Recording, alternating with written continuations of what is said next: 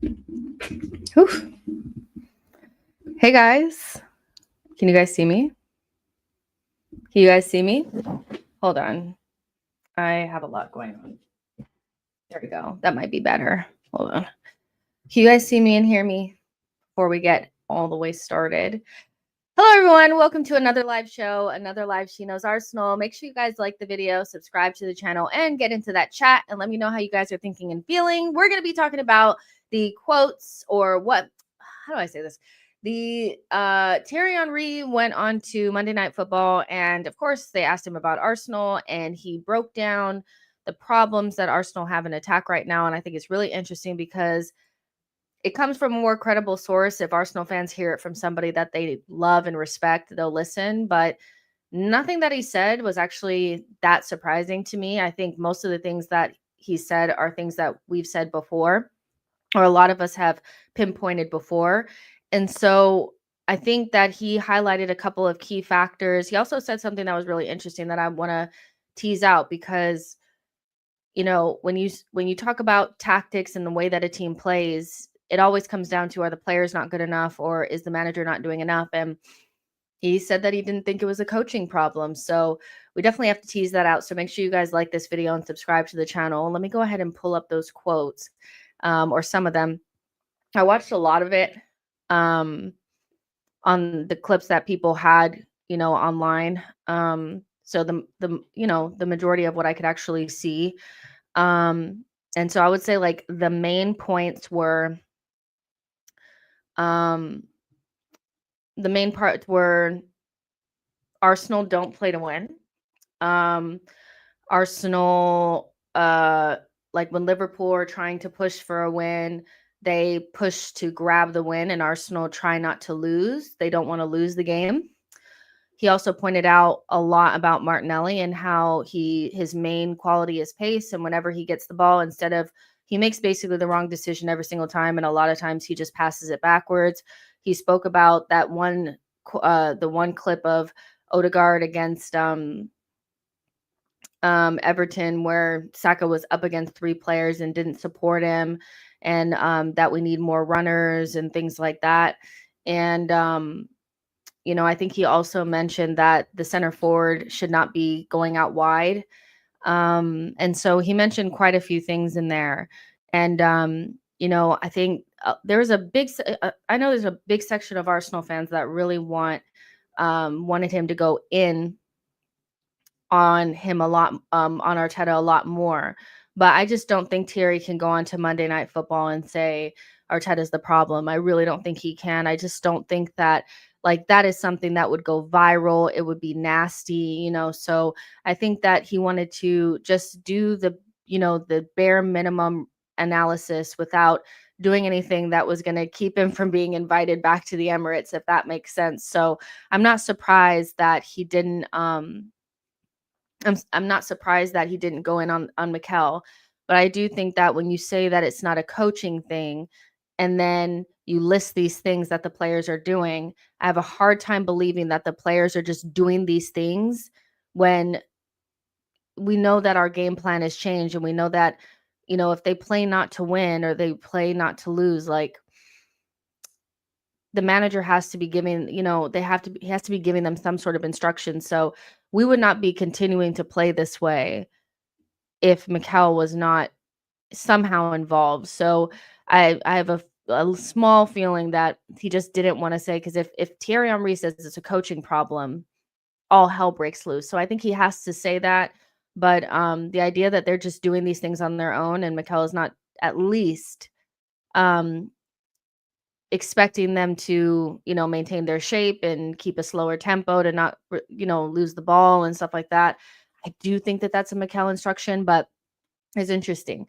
But yeah, it was very informative. I think it'll be informative mostly for people that, need somebody of a certain credibility to speak on these things. But I think it's just like hearing somebody speak to some of the things that we've been talking about in this community for months now, I think is really cool. And hopefully these things change. But I don't know what you I don't I you know, personally, I just don't think anything will really change from here, but we'll see. Unless we get new players or something like that, you know what I mean? Lars says our performance this season have been shocking. Ali says Henri is just jealous. I've seen a lot of this as well. I've seen a lot of people discrediting Thierry because, he's not the coach. And we all know that Thierry's not the best coach, but I think there's a big difference between analyzing the game and coaching. I think you can analyze a game and not be a coach. I don't see how the two really intertwine because basically with coaching, you have to be able to get your ideas across to your players and get it across to them well enough so that they can execute it on the pitch. Being able to just analyze a game is a completely separate job. Punditry and coaching are not the same. If you're a good pundit, that doesn't necessarily mean you're going to be a good coach and vice versa. So I don't want to say that he's um I don't want to say that he's jealous. And I feel like anytime anybody says anything about Arsenal not being perfect, people start making up things. And I think Thierry Henry was actually very kind. I think that, we've seen players and legends from clubs go in when things are not going right. Gary Neville did it with Eric Ten Hag. Jamie Carragher has done, said despicable things about Mohamed Salah. So I think him just starting off by saying it's not a coaching problem, and then going in and just highlighting certain things that I think a lot of us know deep down are true, or at least have an inkling that these things are probably, not ticking the way that they should. I actually think he was pretty decent. I don't think that he was being an asshole or anything like that. I really, really don't. New Music says he's definitely not jealous. Abdi says the Henri jealous attacks are a way for them to dismiss any valid criticism. It's disgusting to attack a legend that when he's very diplomatic. Yeah, I didn't really see the problem, to be honest. Um, so yeah. Let's see. Original says big up, just big up to you as well. Abdo says, I wish Thierry manages Arsenal if only for one transitional season. I don't, because he's really wouldn't be somebody that I'd want coaching Arsenal. If you've seen him coach, you know that one thing that Thierry kind of struggles with is, I think, because he was such a special talent, he struggles to understand that people can't just do the things that he could do. I could only imagine him coaching, Martinelli and being like, just do this. And Martinelli can't do those things. So I don't want Thierry to coach Arsenal. I don't even like legends really coaching the club because it adds an additional pressure and or an additional layer to things that don't allow people to look at things critically or look at things clearly.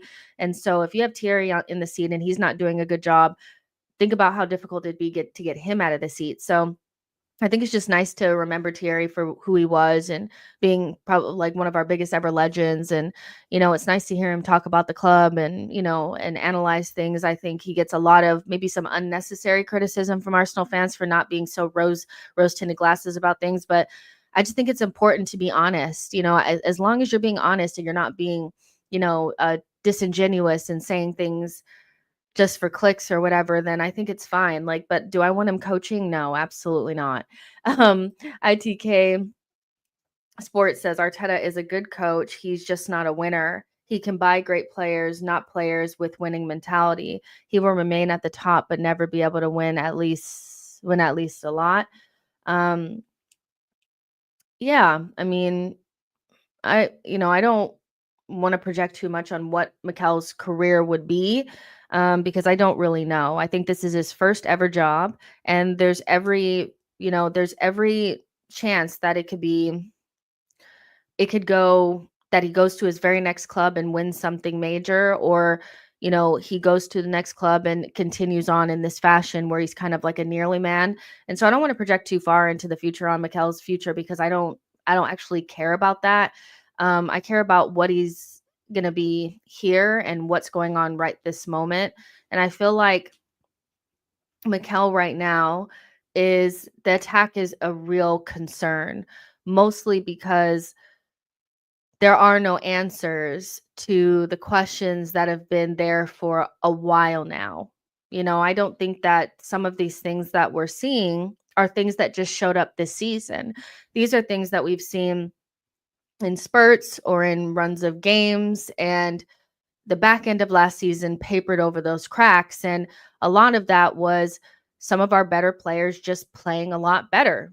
you know First half of the season, I thought, especially last season, Odegaard wasn't at his best. Second half of the season, he really switched on. Saka with a lot of GA. Actually, Trossard came on and did a lot for us. Kai Havertz did a lot for us. So it papered over the cracks of this Martinelli form and him not being as important to the team as he was the season prior. This season, with a weird Trossard, with a weird Havertz, with the weird Odegaard, it's becoming more obvious that we didn't address some major issues. And so none of this is like new or anything. Martinelli's been in bad form for a long time. And so it's just, how do we change that up with a whole season to go? Because as much as I would like to fast forward to May, I would love to fast forward to May and just start in the summer. Because the way that this season has started, I just am like, I'm done, but we can't do that. So Arsenal to figure out a way to play better attacking football. And, like obviously, like somebody like Odegaard being in such horrendous form right now doesn't help. But just having one creative midfielder, not being able to inject more creativity into the team with your tactics, not being able to figure out ways to create sustained pressure, like things like that. I feel like Mikel needs to figure that out. And I'm not sure that he sees it as a problem, Abdi says he needs to change it up, try Waneri and Odegaard. Ali says Martinelli, Trossard, and Jesus is letting Mikel down. We need a new left winger and a new striker to compete with Kai. I think the only thing about, I don't want to say that they're letting Mikel down, because these are his players. At this stage in the project, we have there's a big section of the fan base that really hasn't moved from him just getting Mustafi and Socrates and being, hamstrung with, bad players. This is no longer that really bad team that had Holding and Chambers and Pepe and these guys. This is a team that he's built over the last 5 years. And he's had 2 summer transfer windows where he's neglected to buy a striker or an attacker. He's spent the least amount on an attacker than anybody else in the top 6. And that's by a large margin, because the only striker that he's bought is Jesus. Because remember, Havertz was bought for midfield. So, as much as I kind of understand, he's not being let down. If he's being let down by players that he pushed for, that he bought, remember, he had to convince people to bring in Kai. He's the one that was saying fire in the belly for Jesus, and we're going to go with what we have, and he's more than good enough. Martinelli put on a new deal. He looked at Rafinha and looked at Mudryk and just never went back in really for a winger. These are his players, so can't go through multiple summer windows and not address it and then be like, yeah, but those players are letting you down. They've been letting you down for 2 years now. You have to go ahead and go in the market. And Arteta gets a lot of credit for what happens in the market when it goes well. But when it doesn't go well, then it's like, oh, well, the club is letting him down. And I just feel like it can't be one or the other. Wake Up Mind says, I wouldn't say he won't win. I think he peaked last season and looks out of ideas this season with the players that he has. Probably doesn't have a trusted starting 11. I mean, trusted starting 11. A lot of these players were the players that he trusted last season. He was getting better performances out of them in the second half of the season. But I think there were large questions last season at the very beginning that never really got answered, because we had that really short period of time where we scored a shit ton of goals. And I was just talking to somebody online about this, because they were like, well, we got the balance right in 2024. And he's went too far in the other direction in terms of being like super defensive. And I'm like, that does make sense. But there was still quite a few moments within the second half of the season where we saw that ugly side of Arsenal again. Yeah, we battered West Ham, we battered Chelsea, we battered all these teams. We really did. But I don't think we went behind in like any of those games, really. I think if we score early and if we don't go behind and we score early, we're most likely to win the game. But on the off chance that we do go behind or we don't score in the first 20 minutes of the game, then we struggle. And that happened last season against Liverpool, against Liverpool at home in the FA Cup when they were basically throwing the cup. We couldn't score. They scored 2 goals, and it happened against West Ham. It happened both times against Aston Villa, where the first game away from home, they scored early and we just couldn't muster a goal. Aston Villa at home, we didn't score in those first couple of minutes, and then we struggled, and then they scored 2 goals at the end.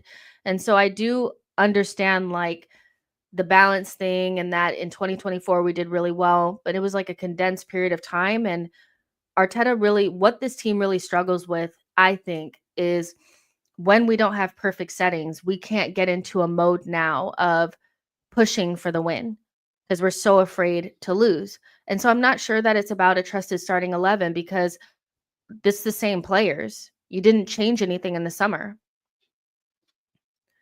You had one of Martinelli or Trossard starting, you have Havertz starting, you have Saka, you have Odegaard. Now you have Odegaard because he's back now. You have Declan Rice, you have Partey, you have Jorginho, and you have, your back line. And yes, we've had issues in our back line, but we have really good depth at the back. So the trusted starting 11 to me doesn't really feel like the problem. It feels like exactly what Thierry was saying was when we need to push for a win, meaning things didn't go perfect because the game plan is to score in the first 15, 20 minutes. If we don't do that, we don't have a clue. And if they score first, it's done. If they score first, it's done. Think about Newcastle. They scored in the first 11 minutes of that game, and we didn't look like scoring for the rest of the game. Fulham scored early in the game. If we hadn't scored from the set piece, if Saliba didn't score, we wouldn't have scored in that game. So I think some of it is personnel, which is like not having a good left winger, or somebody you can trust. But genuinely, I just think game state and our mindset in certain game states dictate whether or not we'll win the game. And I've always said that I feel like if you weather the first 15 to 20 minutes against Arsenal, then you have a really good chance of getting something because we'll capitulate for the next 60 minutes. We will not even just capitulate, but we will go into this mummy state, this malaise where we just pass it around for no reason. We don't muster any chances. We just kind of possess the ball. And then you could probably nick a goal or two. The decent teams will nick a goal or two, but the shit teams like Everton will just get the draw. So I'm not sure it's about the starting 11. I think it's about mindset. And I'm not quite sure where we've gotten to the place where we're so afraid to concede that we hold on to the ball for dear life. When Thierry said that, I was just like, he's just making so much sense because I just always feel like we're afraid to lose. And most times we will score first. And if we score first, we're like 99% sure not to lose. If we score first, we don't lose really. But if we don't score first or we don't score early, it's scary days for us. It is scary, scary days for us because something happens for that next 60 minutes that I still can't quite put my finger on. That next 60 minutes is just, I don't remember anything about the Newcastle game. I remember them scoring that really nice goal, and I don't remember anything else. Fulham, I remember them scoring their goal, but beyond that, I don't remember anything else besides the goal that got called back for us and Saliba's goal. That's it. Because nothing happens in that next 60 minutes. We just possess the ball. And I don't know part of me feels like Mikel says, okay, we're going to try to blitz them in the first 10 to 15 minutes, try to score a goal early. But if we don't, sit off and just possess, and we'll do our rotations and we'll try to move them around. But if we, just hold on to the ball, because if we have the ball, then we're sure not to lose or something. It's crazy to me. MV says, if teams can avoid the blitz, Arsenal struggle. Exactly. Do you guys see that? Let me know in the chat if you guys see that. And Arteta's saying not Arteta, Thierry said it's not a coaching problem, but surely the mentality of the team, and if it's a growing pattern, no matter who's playing, no matter what's going on, it's a growing pattern, then surely it has to be instructed. And I don't think Thierry can say that. I really don't think he can say that on Monday Night Football without it becoming the biggest. Think about what happened to Ian Wright when he said that Saka should play left back. We haven't seen him at Arsenal since. We have not seen him at Arsenal since. And I don't think it's because Arsenal don't want him around. It's because the backlash from that one comment was so big that they had to get rid of him and brought Theo into that ex-player role thing that they have at Arsenal. And so if Thierry says it's a coaching problem, all those Thierry hates Arteta, all that stuff comes back. And so I cannot fathom how we could be like this for over a year where we're afraid to lose and Mikel can't figure it out, but it's not Mikel's problem. It's not something that Mikel is instilling in the team. Because a lot of people were like, that's a huge win for them and Arteta out people, which I'm not necessarily Arteta out, but that's a huge loss for them because Thierry says it's not a coaching problem. But I'm like, but how could it not be? How could it not be? Blaze says, wow, really? Ian Wright was canceled by Arsenal. Damn, this is crazy. I mean, he has literally not been anywhere near Arsenal really since then. And I just think the backlash was just too much. So yeah, John says, didn't know Ian Wright said that. He said that not about Arsenal, but he said it during the Euros. During the Euros, Ian Wright suggested that, in England, the England legends and all this kind of stuff, they really lose their heads when England are not doing well. And so a lot of people had started, the play Cole Palmer and drop Saka or put Saka at left back was starting to become a thing. And Ian Wright said it on whatever channel, Sky Sports or whatever that he was on. And guys, the backlash from it was something I've never seen before. They were canceling him. They were talking about Ian Wright so badly. This is somebody that everybody considered like Uncle Righty. They turned on him so badly. And we haven't seen, Ian Wright used to be around Arsenal all the time, used to do player interviews, used to be a part of the content, used to be a part of the merch launches and all that kind of stuff. He hasn't been around since. And so I do think there's an element of you have to watch what you say, because I kid you not, if Thierry had said it's a coaching problem, the media would have taken that and said Thierry Henry does not like Mikel Arteta, because how they manipulate the truth. So yeah, but at the same time, I just don't know how it cannot be a coaching thing. Because if Mikel didn't want this, he would have changed it by now. Pixel says, this was coming. The red flag was the Atalanta game, worst performance of his tenure. I don't even remember that game. I genuinely don't remember the game. It's another game this season. I can tell you almost every single thing that happened in the 2022-2023 season, and quite a few things that happened in the next season. I kid you not. I've watched every game this season, and I can't remember anything that happened in so many of these games. Because there's so many parts of it where we just do nothing. We just hold on to the ball. And I also wanted to bring up the, in that same basket of if we don't score in the first 10, 15 minutes, and if we go behind, if we go behind, we struggle. When we get into the second half, most games we sit off. If we're winning and the second half starts, what do we usually do? Instead of trying to get another goal, we saw it against Monaco, we saw it against PSG, we seen it in games where we're like, yeah, the second half was shit, wasn't it? Second half, we usually start off and we just sit off and sit in our shape. There is no way on this earth that these are not instructions from the manager, because it happens no matter who's out there. It happens no matter what's going on. Second half, sit off, trying to maintain. Remember, a lot of people had like a lot of things to say about the Liverpool game at home this season, where we were winning what, 2-1, and we came out in the second half, and a lot of people said we sat off of Liverpool and we invited the pressure on instead of trying to get another goal at home. We were just going to ride out the 2-1. And so it's crazy because I'm just like, so other people are seeing this, that we're afraid to lose.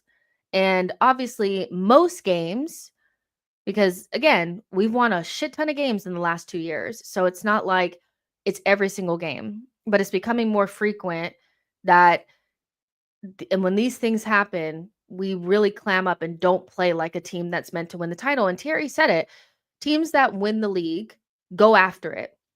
Liverpool going after the game against Fulham with 10 men was not good for the hashtag narrative. It was not, because the statistics were statisticking on that day.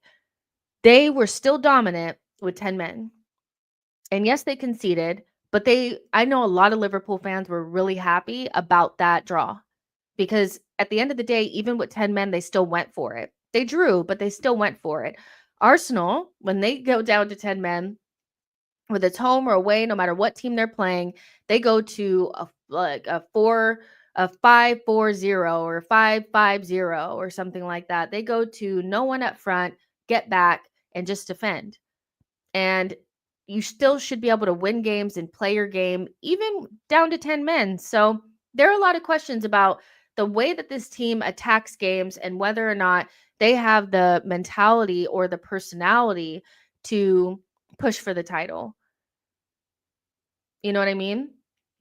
And so I agreed with a lot of what Thierry was saying. We'll get into the Martinelli stuff and the Odegaard stuff as well, because I want to talk about those. But just like this initial, okay, so someone else fucking sees this shit, because I'm like, am I going crazy? It always feels like we're trying not to lose.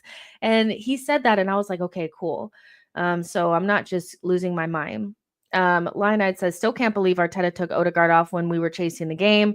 Brap says, it is the mentality is built by the manager. Stylistic says, yeah, I remember when Righty said this. Saka then went on to score versus Switzerland. Saturdays equals you says, I don't expect former Arsenal players to call out Arteta. John says that's mad disrespectful. Brap says, and the players have been challenging for 2 years now. It gets demoralizing when there's nothing to show for it. Football says the main problem is playing below average players like Martinelli and Marino, and average players like Kai Jesus, Jorginho, and a number 10 that can't shoot, always missing clear chances and overplaying. Wake Up Mind says Martin Keown defends Arsenal better than Ian Wright. Tony says we're playing negative football, all side back, no front foot football. We've regressed. Also, wait, there was, oh my gosh, it just went out of my head. Sorry, guys. I get the 1 p.m. to 3 p.m. fog. So there was like something else that it just popped into my head. Oh, that's what it was. 2 years ago, when we would be chasing a game, and the best example of this that I can think of is the Manchester United game at home, when we were chasing the game. And actually, if you even go back a little bit further, when the season prior to us first challenging, when we finished 5th, we had these conversations about not being able to chase games and win from behind. Remember? This problem is not just 2000, like these last 2 seasons. This has been everything prior and after 2022, 2023. These were all conversations then, but they've come back now.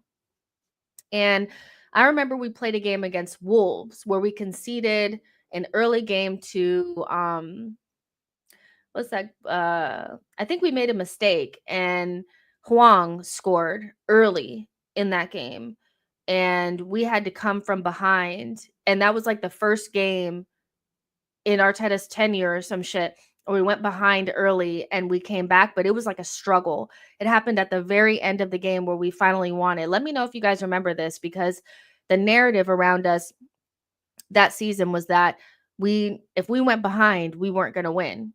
And that was like the first time that Arteta really pushed during a game. He took off defenders and brought on more attackers, and we pushed and we won that game. Fast forward to 22-23, and remember, this happened multiple times because there were plenty of games where we had to chase the win because shit happens. And when we were playing against Man United, the reason why people didn't sit off of us or sit in low blocks against us in that season was not because they just didn't understand what kind of team Arsenal were, was because if you sat in a low block against us, we were going to pepper you. And what happens is when you sit in a low block and you get peppered, the most likely thing to happen is either you kick it in the back of the net, meaning you do an own goal, or you concede a penalty, or we score anyway, because you're just under such massive pressure that you're so likely to concede a goal. It's crazy, right? And in those final like 10, 15 minutes of that game against Man United, we had like 16 shots. We were peppering them. They were in hell. It was just constant. They would kick the ball out, recycle. We would get it, go right back and start attacking. Corner after corner after corner. It was just like mayhem. And Arteta was taking off fullbacks, leaving Gabriel and Saliba alone and adding more attackers. Because both like all of our attackers were out there at once. And it just became too much for Manchester United to handle. And we forced a goal at the very end of that game because you make your own luck. Fast forward to the Everton game, and we're level. We're not behind. We're level. And we're playing against the Everton side that is really shit and is not even trying to attack us. And instead of, when we're pushing for a goal, taking off, I don't know, one of our defenders, taking off Miles Lewis-Skelly and replacing him with Sterling or Nwaneri, he takes off Odegaard and puts in Nwaneri. He takes off Rice and puts in Jorginho. He takes off whoever and puts on Partey and does a lot of like for like instead of pushing for the win, instead of adding more. You know what I mean? And so even when I look at that, I'm like, he's changed so much. That is 100% in Arteta's control. He can 100% put two more attackers out there. As at that stage, obviously, you back Gabriel and Saliba to defend Calvert-Lewin or Broja or whoever the fuck. I don't even remember who they had out there because they barely touched the ball, And so I just think about like how on either side of that 2022-2023 season, we had these problems. It's just, I think we felt like we had gotten over them. And now that they're rearing their ugly head again, it's shocking because it's like we used to be the type of team that I remember at the beginning of that 2022-2023 season, rivals were calling us Response FC because if you scored against us, we'd score instantly. Now, if you score, you're really likely to win the game. And it's, obviously scoring is not easy against us because we're such a great defensive side, but that's really the difference between winning the league or not, because if you beat Everton, and let's say you don't bottle it against Bournemouth, because I think that was our next most egregious game away from home, then, or even Fulham, you get all 3 points against Fulham instead of just one. Then look at what we're talking about in terms of the title race. We're like, 2 points behind or something like that. So that's why it's so important, is because no matter how close we are, those little moments start to add up.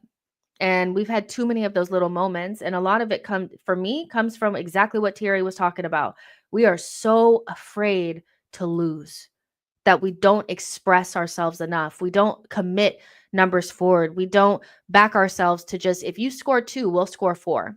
Fuck it. We have to keep it 0-0 and hope that we get the first goal. And that's just not how a title winning side would play. But, it's just very interesting. Aha says, hey Jess, I was at the game on Saturday in the North Bank lower. The crowd showed more urgency than the players. Booze at full time. We had 1 shot in the last 15 minutes and 3 shots after Odegaard went off in the 63rd minute. And I heard about the booze, and I think that the booze will turn into apathy, and then people will just stop coming because honestly, Arsenal fans are very flaky, and they'll stop coming at a certain point. It'll just be like something, it'll just be like done. But, I think that the constant, Arteta trying to get the crowd up and Odegaard trying to get the crowd up is annoying, because the crowd would be up if we saw you guys actually trying to win the game. We know what Arsenal looks like. When Arsenal are playing well, we know what it looks like when they're trying to win, because they just pepper teams, batter teams. And listen, if it doesn't work, even when we drew to Southampton, that was so fucking painful. It really was. It was so painful. But I could say that we were so much closer to scoring a goal in that game than we were against Everton, because at the very least we were peppering them, you know? And I just feel like, the fans will get excited when the fans feel good about what's going on. But there's just too many questions, or I think fans are fatigued about, for the two failed title races. The transfer windows don't help, because you don't buy players that people get excited for. No one's getting excited for left backs, and filler players like Marino. And I like Marino and Calafiori, but you know what I mean? Nobody's getting excited for Sterling, so it's just dead, and, the one way that they could really help and get the fans up is if they start playing good football, you know? But the booze at full time, that will just turn to apathy.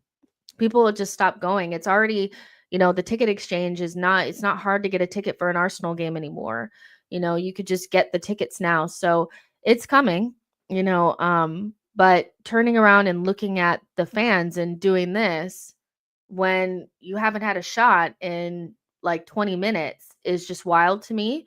And so I understand why people are getting frustrated. I think obviously the way that you say things is really important, because if you use bad analogies, or you say things that, if you had calmed down after 10 minutes, you would have never said, people don't hear your message as much when you say it in a bad way. I know that firsthand. But, removing some of that, I do think that people have a point with the always waving the fans up and stuff like that. Cause it's like, yeah, but you're not, what are you doing on the pitch? Like, focus on that shit, and then we'll start getting up. So yeah, Blaze says people need to relax. Saliba and Big Gabby will go nowhere right now. Bendover says that's down to Arteta and set the right mentality. Even Saka said the team wants to attack, but he has to defend. And I think one of the first red flags of the defense, or not the defense, the attack, was also when Martinelli spoke up about when he was at Brazil. And I know Martinelli is one of the biggest topics. Like, I get that. But he said that coach allows them to get close together and connect, and he's closer to goal and all that kind of stuff. And I know a lot of people were like, that wasn't a shot at Mikel. And I'm like, I don't think it's necessarily a shot on Mikel, but I think it was a shot. I do think that these players don't enjoy the football that we play going forward. And I think that they're less and less inspired. They're just like the fans. I feel like we will accept a shittier way of play if we're winning. But if we're not winning, loosen up. Nobody wants to play this way. I can only imagine as a player how tough it is to play this style, because it doesn't suit anybody up front. There's 500 of you guys watching. Make sure you guys are liking and subscribing. John says, what chance that Emirates has been a library ever since we bottled the league on the first time we challenged? Brandon says, never seen Timber shoot, even though he gets in good positions. He's not. When most defenders are good in the final third, or do good things in the final third, a lot of times it's just high, and they're in good form and things are just flying in the back of the net. Think about, at the back end of last season, Ben White scored like 4 goals or something like that, but normally Ben White doesn't score those types of goals, right? And I think if at the end of the game, I'm talking about the chance that Timber got, or the chance that, some DM got, or the chance that one of our center backs got, then I know we fucked up, because the chances should be falling to our attackers. But we create chances for players that are not clinical. We create chances for fullbacks. We create chances for DMs. Instead of filling the team with talented attacking players that just naturally score goals and are good in those positions and in those moments, we try to make players into those types of players, which doesn't work. And then we double down by creating chances and creating opportunities for players that are even less clinical and less likely to score in those situations, especially under pressure. So if Timber is shit in the final third, then he's just shit in the final third. He's a defender. You know? He's a defender. Maybe it's just a traditional way of thinking about things, but I expect my defenders to defend. If they're good at attacking, then that's a bonus. But Timber being good at defending, that's great. I like that. But creating chances for Timber to run through and shoot. I mean, how many goals has he scored in his career? It's not like he's, Trent. So if at the end of the game we're talking about a Timber chance, why are we creating chances for our fullbacks? Create chance like there were times against Everton where we were creating chances for like Timber was in the box and Jesus and Kai Havertz were outside the box crossing the ball in. I'm just like, what are we doing? I would have preferred, if you were going to do that nonsense, I would have preferred you take Saliba and Gabriel, stick them in the box, and hoof crosses to them because they're more likely to score than Timber. Like, let's be serious. John says Trossard would do a great job at Kai's position. He always finds places like Jota. Aha says when we talk about Arteta and trust, it's mainly about lack of trust for fringe players, youngsters, but I don't think he trusts defense plus DM to defend. Bigger issue, in my opinion. If you've spent all this money on these defenders and these goalkeepers and these DMs, you have 3 DMs, you have 1 million defenders, and you've spent a lot of money on goalkeepers. If at this stage you're not confident enough to leave them alone, then that's a you problem, But I just don't think that. I think most teams, even teams with terrible defenders, throw some caution to the wind, and he throws no caution to the wind, none whatsoever. But I saw something where somebody had broken it down that he had spent way more on his left backs and his goalkeepers than he does up front. And so I would expect you to back those players and to be honest, our defensive players are our best players. I feel like we have more talent further back from DM back than we do from center midfield forward. And so surely you have trust in these players because they're our best players, and you have more talent there. And if you don't, then I just can't believe it, Bendover says Jesus comes on and he's playing left back in DM. What the hell was that? John says, how come Declan Rice scores long range shots for England and doesn't get his shots on target at Arsenal? Because just they're not encouraged to shoot. Like the game plan is to keep the ball. They don't do anything naturally from their instincts. I feel like one thing about our attacking play is that it's very predictable and it's not built on instinct. It's built on patterns and some sort of scientific percentage game that Arteta plays where he's like, if you get the ball in this area, this amount of times, you're more likely to score. And so in his mind, a long range shot is probably not a high percentage situation. When we go up for like a free kick, it's always the case that we do not shoot because it's probably for him percentage wise, it's very low. That it's a low chance that we'll score from a direct free kick. So we always try to cross it in or do some free kick routine. So I just think that the players are discouraged from doing anything other than trying to shift the team around, the back line around for the other team enough to find an opening to give the ball to Odegaard so he can find an opening for Saka, and Saka can be our saving grace in the final third. That feels like the whole game plan. And so I don't think that it's not a matter of can Declan Rice do these things? It's not a matter of can he do these things? Can he make those shots from far out? They're just discouraged to do so. And we just don't do anything natural. Like when it's the natural time to shoot, they don't shoot. They're just not encouraged to do anything natural. It just feels like they don't do anything from like what you would normally do.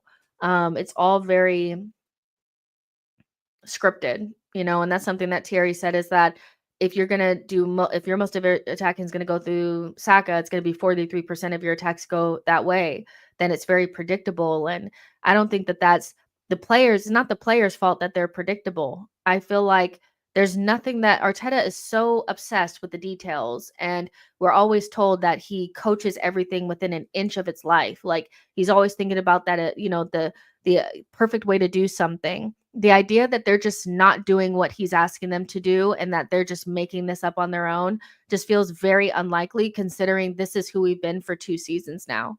It's just gotten worse.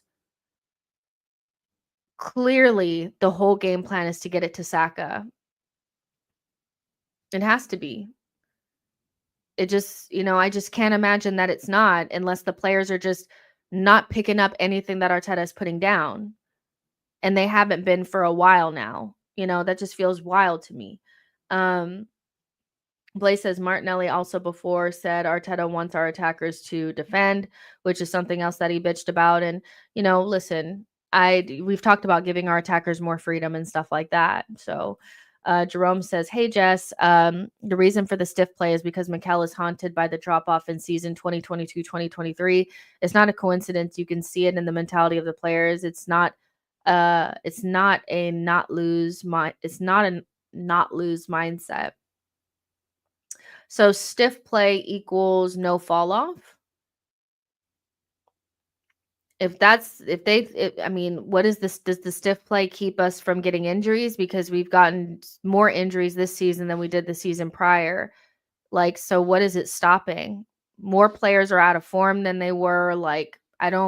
If playing stiff means that we won't fall off because we'll be less tired or something like that. The players have never looked more tired than they've never looked more tired, so not quite sure. Maybe it is. Maybe it's that you just keep the ball and, you drop off in the second half so that you can, conserve energy or something like that. But, that doesn't really account for why when we go behind or we don't have a goal, how we don't speed it up, how we don't try to win, because surely the goal of the game is to win and not to not fall off, because there's nothing to fall off from if you're not in a position to fall off because you're not winning games. Right now, we're not in danger of falling off. We're not in danger of falling off. There's nothing to fall off from. We're not performing well enough.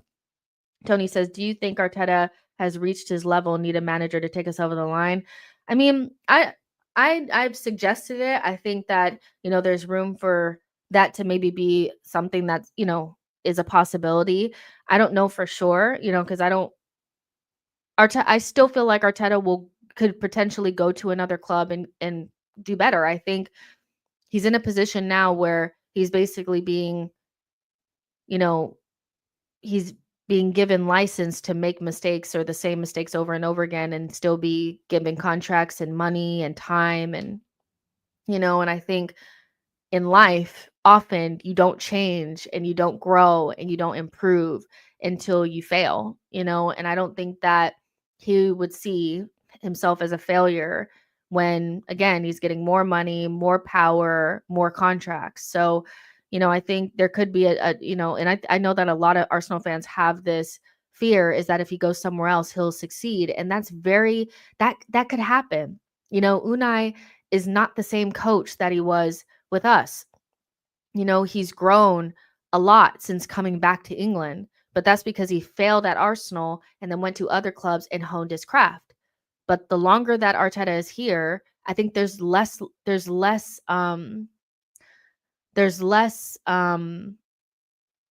reason for him to change, because there's no incentive for it.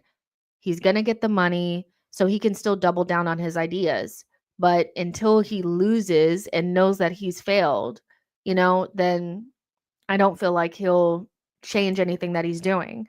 And we may need just a different set of eyes to take us over the line. And I know a lot of Arsenal fans have this well, there's no one that's better than him. There's nobody guaranteed. But you're never guaranteed that the manager that you bring in is going to do a better job. You only know when they take the job, and you see what happens beyond that.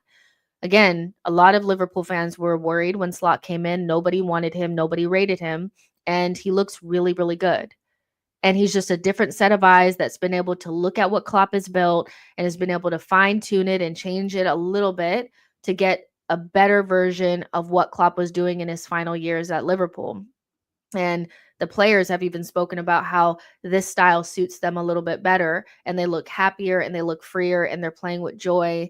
And nobody would have imagined that after their best ever coach or one of their most successful coaches leaving. Everybody rates Klopp. Klopp is that guy.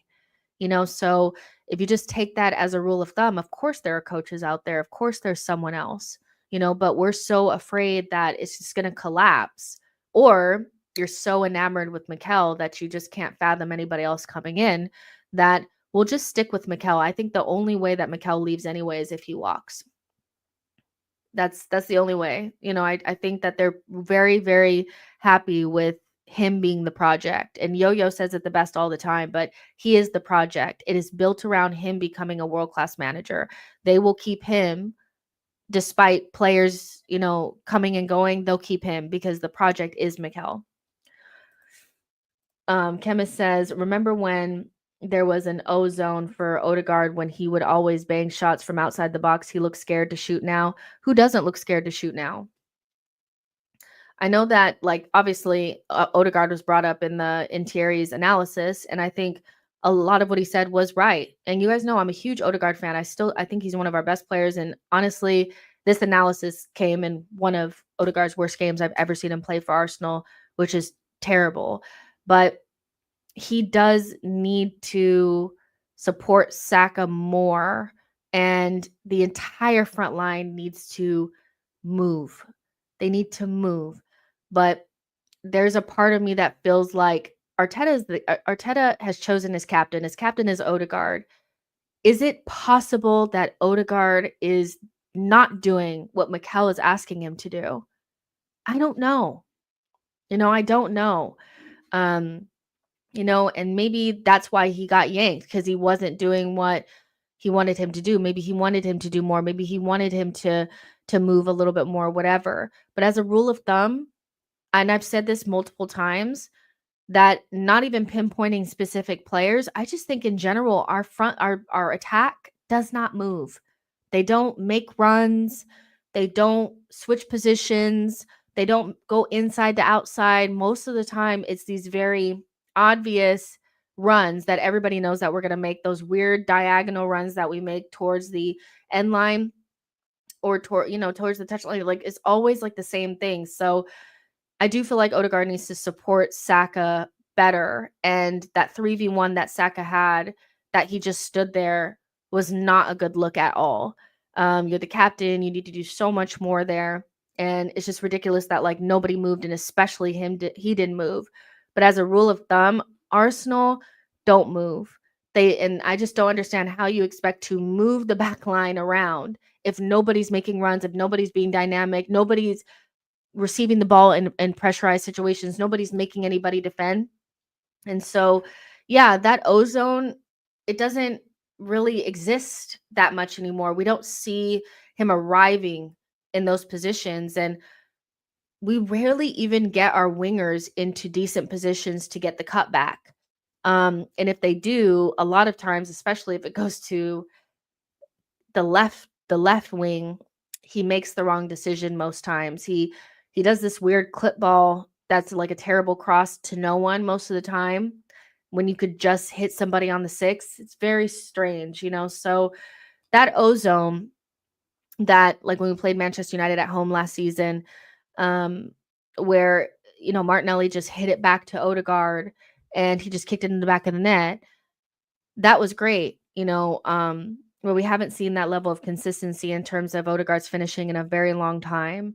And we just don't see those, it's honestly, when that ball came back to him again against Everton, that was the first time that I've seen it in so long that I was like, oh, wow, we actually got the ball to Odegaard in that position. And so it needs to happen more, but we just don't replicate those circumstances very often. We have been so strange in the final third over the last couple of months. You know what I mean? But obviously we need to move more. We need to create more of those moments, and the decision making needs to be much better. And, THIERRY did talk about Martinelli a lot. And I've definitely been on the side of he's not good enough, and I've been on it for a long time. So hearing THIERRY say it is not very surprising, just because, anybody that's really watching Martinelli knows that this is not a title winning left-hand side, especially left wing. He just, most of the time when he gets 1v1, he just cuts it back and passes it back to somebody or does a really bad cross or something like that. For somebody that, because obviously the numbers will show that he's one of our most threatening players, but that's because, like, obviously Saka and Martinelli are so important to our game. So whenever we do get into the final third, it's likely that they touch the ball. But what happens once that initial threat is there? What does he do with the ball once he gets it? Most of the time, he just passes it back. He either passes it back or he just does something where he just loses the ball. And I know that sometimes he's isolated. I get that. And we need to get him in better positions. But even when he's not isolated, he just flatters to deceive. Um, so yeah, and maybe if the opposition felt like there was any sort of threat for Arsenal coming through the middle, then they wouldn't feel so emboldened to put 3 players on Martinelli and 3 players on Saka, because currently that's what's happening. And I've talked about the lack of access to central spaces for a while, and people were saying that just makes sense because low block, low block, low block. But when we're playing against these types of teams, you need to have players that can dribble and unlock these low blocks. You need to have players that pass the ball quickly and are not afraid to take shots from outside the box. That's how you get those players out of the box and away from Saka and Martinelli. But right now, it's like, I think what teams say is that putting 2 or 3 players on these two are probably good enough to keep them from doing anything. And if they pass it back to one of our DMs or a fullback for a shot, it's most likely that they won't be able to put it in the back of the net. So we're pretty safe. And so if you just have, and this obviously comes with Arteta having a little bit more faith in the team, but you need to have somebody out there that's not afraid to dribble a little bit, somebody that's not afraid to commit players. You have to commit players and get them to come out. You have to, if you can't do it with long shots, you need to do it with dribbling. And so, yeah, Saka and Martinelli are isolated and they're not put in great positions. But Martinelli is even worse than Saka because Saka can at least makes the right decision 90% of the time, where Martinelli probably makes the right decision out of 10, probably twice. So yeah, it's a tough one. Martinelli got a lot of hate. He's getting a lot of hate. He's becoming a major like focal point in terms of, this is the player that's holding us back. And I don't think it's that simple. I don't ever think it's one player. But out of all of the players that we have, I think he's the one that stands out as the least effective because he's on the left-hand side and because he makes the wrong decision almost every single time, which is very, very frustrating. Bendover says, same football brain as 18, but at least he was good on the transition back then. But we are the worst counterattacking right now. He can't beat one player. John says, I think the Everton game was meant for Trossard. He just finds the right pockets, unlike Martinelli. Jerome says, exactly. If we have a dangerous front three, not a dangerous one, it draws teams out. Lionite says, Arteta opts defenders to be dragged out of position, hence Saka waiting, playing the ball. Same with Odegaard. But they won't be, honestly, they won't be dragged out. Like, I feel like, because what we do is we pass slowly, and I can see that we're doing this and we're trying to look for the pocket, but one, the passing is never sped up. Nobody's really making the runs, and they're still passing it to players that are largely marked by 2 or 3 players. I just think, when I think deep block and I think like basic football shit, when they're like, you break down a deep block, you take shots from outside the box, because that will draw them out, especially if you start getting them on target, or you have somebody that's commits players with their dribbling. Because once you do that, like if they're all sitting in that deep block and you start dribbling the ball and they commit one and you beat one, either there's another person there or there's no one there. and they start panicking. That's when you get people hacking you down. That's when you get people, you take a shot and then it goes out for a corner or it just goes in the back of the net. You need players that can commit more players. You need that. And if you commit one player and then another one moves, then there's probably space to just pass it to someone else in a better position. But we don't commit players ever because we don't dribble. We just pass it very slowly side to side. Martinelli gets it. He cuts back. He passes it to whoever's playing fullback. The fullback passes it back to Saliba. Saliba stands on it for about 5-10 minutes, trying to find someone. They do these nonsense passes central that aren't really going anywhere, that they're allowing us to do it, all for us to try to get it to Saka. And then Saka, the only choice that he has is to either beat 5 players on his own or make a really weird cross into the box that nobody will get. So it's just a tough one. It really is. But dragging players out of position, I think, is really difficult to do when you don't want to commit players on the dribble. And if you don't pass quick enough and you don't pass, in dangerous areas because you're afraid to access those central areas, then it's like you're not doing anything.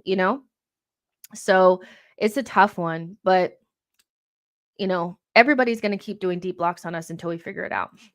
Theta says, this is why I didn't like some of our fans blaming Martinelli's form on the left half space being unbalanced. Yes, this is partially true, but his decision-making and shooting is a big factor. John says, if we had Kudus and either Isak or Gyökeres with our defense, we would have blitzed all the teams, bar Bournemouth, by now.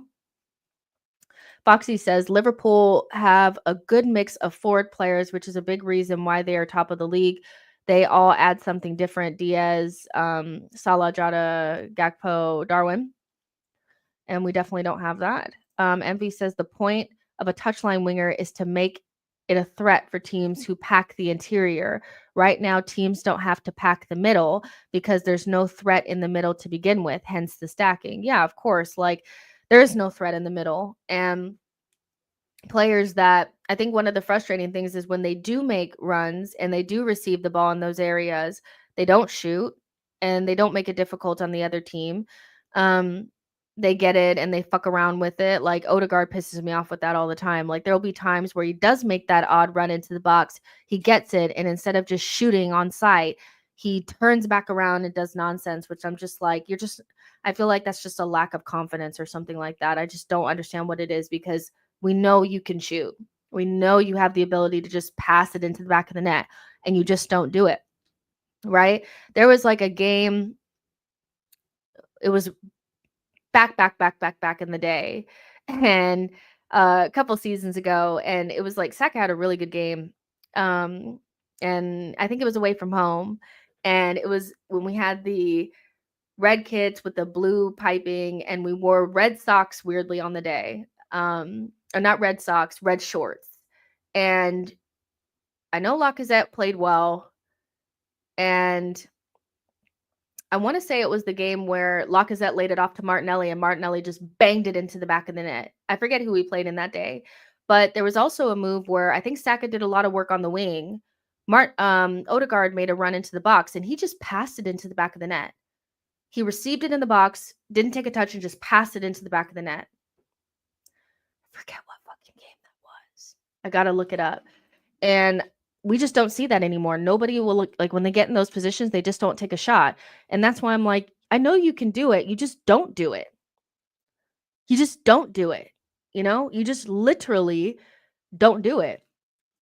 And so, yeah, I mean, there's no threat coming central because guys won't shoot. And I know that we don't have the best shooters coming in those central areas, but surely Odegaard, Rice, Marino, if they get into those positions, they need to get those shots on target.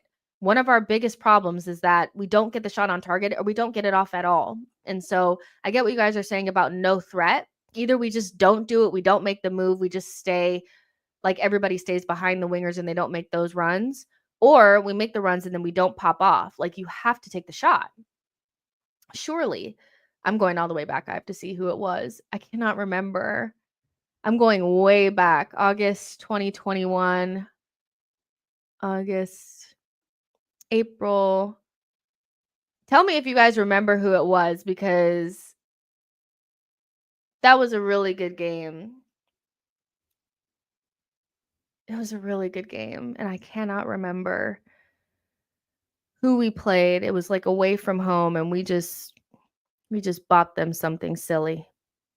We just bought them something silly, and it was just so nice. It was. And I swear Lacazette just laid the ball off to Martinelli, or no, he laid it off to Saka, and he just kicked it in the back of the net, and I was just like, "We're just balling," and this was before we were, like, super good too. But yeah, it was such a good game. Watford away. See, this is I love you guys so much. You guys know exactly what I'm talking about. Watford. I was like, you guys remember this, right? With the red shorts. See, this is what I'm saying. I can't remember shit that happened in these games this season, but I remember that. And yeah, so we beat them what? Yes, we beat them 3-2. So because I remember we gave up like a silly goal at the end. But Odegaard scored that goal, and it was like he just passed it so neatly into the back of the net. Saka got he scored a really nice goal, and then Lacazette laid it off to Martinelli, and he just belted in the back of the net. You know what I mean? And that's what I'm saying. Like, we had the threat central before when guys weren't afraid to take the shot and stuff like that. But now it's just not there. Lionide says Odegaard with a backlift cut back from Saka. Odegaard passing into the net. Exactly. O'Malley says they scored a brazy goal. Jerome Blake says the red shorts look dope. Foxy says, when I think of Abba and Laka, it's the Valencia Europa game. Great goals. Aha says, Havertz barely has shots these days. You can place blame on the player himself, his teammates' creation, and the manager approach tactics. How would you distribute the blame percentage-wise? I mean, it's a tough one because Havertz, when we play against teams that don't sit in a deep block, Havertz, I think, plays pretty well. But when we play against teams that have the deep block, I think he's probably the worst player that you could have, because unless you're going to spam crosses and he's going to get on the end of headers, then I think you need somebody that can offer another pair of feet so that you can break down the block. And he's not that guy. But he doesn't get a lot of shots. The way that we create chances, we don't even create them for him. He actually is never really in the box. And we create heading opportunities for Trossard and Martinelli and Saka, which is just so ridiculous. Or we're trying to do cutbacks to our fullbacks and DMs and shit. So, yeah, Havertz is like a non-factor. But I would say I blame very little on Havertz. I just think that he'll never quite be enough. He's a player for a certain type of game, and I think if we had any different type of option, he would play like 50% of the games, because I don't think he's the type of player that you want in most games against the lower sides. He's also, because the lower sides are going to sit in, and he just doesn't have a role in a team where we're playing against a deep block and we need to unpick the lock. He also is not a player that I would particularly want to play against the better sides, because he doesn't offer enough of like that inevitability in front of goal, where he ends up actually looking anonymous in games against the better side. So I think he scored like 0 goals against City and Liverpool. So when you have less opportunities, you need somebody that can create something out of nothing. So you have a player that can't create something out of nothing, and also somebody that can't help you break down a deep block, because he's not going to be that additional pair of feet. And so, because he kind of gives a little bit of like that Holland effect when they're playing up against a deep block, where he's just cannot help them. He can't help them. And unless you get like a ricochet or you're, doing something like that, he's like a non-factor for them. And I feel very similar with Havertz, only he's not as good of a goal scorer as Holland. So basically, Havertz is really good for us when the system is clicking. And if the system is not clicking or we come up against a deep block, he's not the guy. So I would say, like, I would blame most of it on, like 50% on the manager and tactics approach, because he shouldn't be our only option so much though that we're using him in games that don't suit him, and like 20% him and like 30% his teammates. I cannot blame Havertz for not being a player that is good enough to be an all-weather striker for us. He's more of an option. He's never going to be somebody that we're going to want in 90% of the games, but he is that now. So now we're judging him based on what we wish he was, which is he's never going to be that. He's never going to be Gyökeres. He's never going to be Osimhen. He's never going to be those players because he's a midfielder playing striker for us because Jesus is so bad. So it's hard for me to blame somebody for not being something that he was never going to be. Our complex says Arteta has messed the attack up. Martinelli will go elsewhere and cook. This is interesting because Martinelli is such a big conversation now, like especially because THIERRY has like fully called him out.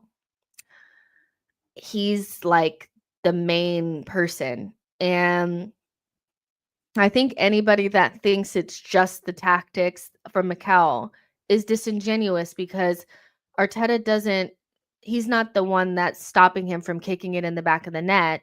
He misses so many 1v1 opportunities. It's not Arteta's fault that he makes the wrong decision because despite the system being really, really like, it's not good for any of our attackers. It's worse for Martinelli, but you would expect him just to at least get the basics right. And when he can't trap a ball, when he just kicks it to the opposition, when he loses it in bad areas, that's on Martinelli. That is not on Mikel. Where Mikel catches the blame is having a left-hand side that doesn't function. And also not buying a left wing that suits his system better because whatever he's trying to do doesn't suit Martinelli. So I think it's disingenuous to say like, oh, well, he'll just go somewhere else and cook. Potentially, I think if he goes to another league where there's just a lot more space, he'll be a lot better. But I don't know if I believe that Martinelli is the person that people said he was. I really don't know if I believe that. I think it was a purple patch and it went too far because at this stage, we're talking about a whole season and a half of him playing at a level that may just be his level. So yeah. Abdullah says, do you agree that Gyökeres is better than Isak as a finisher? Probably, but I think Isak is a better footballer, if that makes sense. Both are really good and both would improve us. Bendover says he would cook in Serie A. Kwame says Jesse Aubameyang must return, man. He won't. Foxy says can see Martinelli in La Liga, Betis, Sevilla type of club. John says, we just don't know which position Havertz excels. He's poor in midfield and mid up front. Yeah, I mean, and I don't feel like at this stage we should be talking about a player that we spent 65 million on and not understand how to get the best out of him or how to make it work or, how it becomes a $65 million player for us.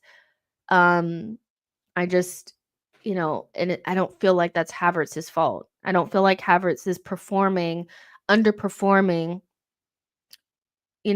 his potential or anything like that. We spent 65 million on a player that we probably should have spent 30 or 40 million on.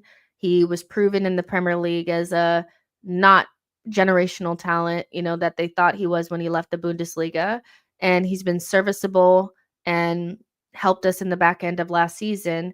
But what do you expect? He's not going to be Thierry Henry, Our complex as players don't turn crap in one season for no reason. It's 100% on the manager.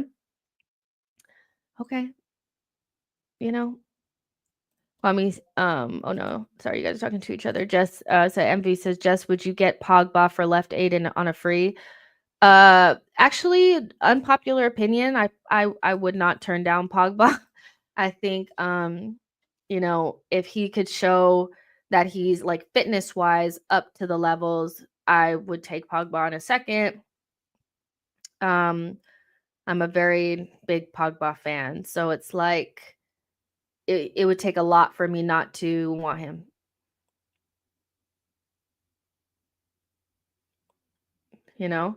I really like Pogba, but at the same time, it's like he's been off for so long. I don't know what his level is. And that was like my concern about Tony too when he took that long time off. I was like, what is his level going to be like when he comes back in? So, yeah, but Pogba on a free, especially like if we hadn't gotten Marino, and let's say we never bought Marino and he was available in January, Pogba, then yeah, I definitely would be like, yes. So yeah, but I like Pogba. So yeah. Envy says whoever said Martinelli cooks in La Liga needs jail time. I don't think he wouldn't though. Simon says we wouldn't waste time chasing Isak, get Jokeris and move on. YouTube user says Havertz has been okay, but he was never supposed to be bought. He actually keeps us from filling the gaps in the squad. Uh, yeah, I mean, it's a very it's Havertz is just like at this stage, as frustrated as I was and still am about the signing. I don't blame Havertz. Like, I don't take it out personally on Havertz because I think he's almost doing as well as he can based on the player that we know he is. Um, from the years that we've seen in the Premier League. Remember, this is not a player that we were unaware of. This is not a player that we bought from the Bundesliga and ended up not working in the Premier League. We chose to buy a player that was, you know, at another Premier League club and didn't do that well there, So I don't know what we expected to get. And at his best, he's what he is at the end of last season. At his worst, he's a player that just, you know, is kind of anonymous on the pitch. And, you just it's what we've hamstrung ourselves with it. Like that's what we've done, but that's not on Havertz. He's like our best striker right now. For Arsenal's best striker to be Kai Havertz is despicable. It really shouldn't be like that. But yeah, there are some Arsenal fans that are not happy about what Thierry Henry said, but I think that he made a lot of good points that I think most of us know are frustrations. They're frustrations. Players have to support Saka a lot better and they need to rise. I think, even if you see Saka dribbling by himself and we need a goal, you need to support him. I just don't know why you would just stand there, why Odegaard would just stand there, and not support him. You need to take more responsibility, and everybody can't just rely upon Saka to do everything. He looks like the only player fully switched on. I was actually looking at, the stats from the big 5 leagues across like, this season. And Saka's in a lot of these. He is in a lot of these. Like, sorry, he's, in the top 10 for shot creating actions per 90, goal creating actions. He's top of the list. For goal creating actions per 90, he's at the top of the list. He's on like a shit ton of these lists, guys, for like the top attackers and stuff like that. And there's no one else on here. No Kai, no Martinelli, no Odegaard, no one. And so on expected assists, he's up there. It's just he is doing his job. Key passes, he's on here. He's 5th in key passes in the big 5 leagues for this season. I mean, he is performing like a world-class player. He really is. And, it's just for him not to have any support from anyone else, whether it's just, he's top in the big 5 leagues for assists as well.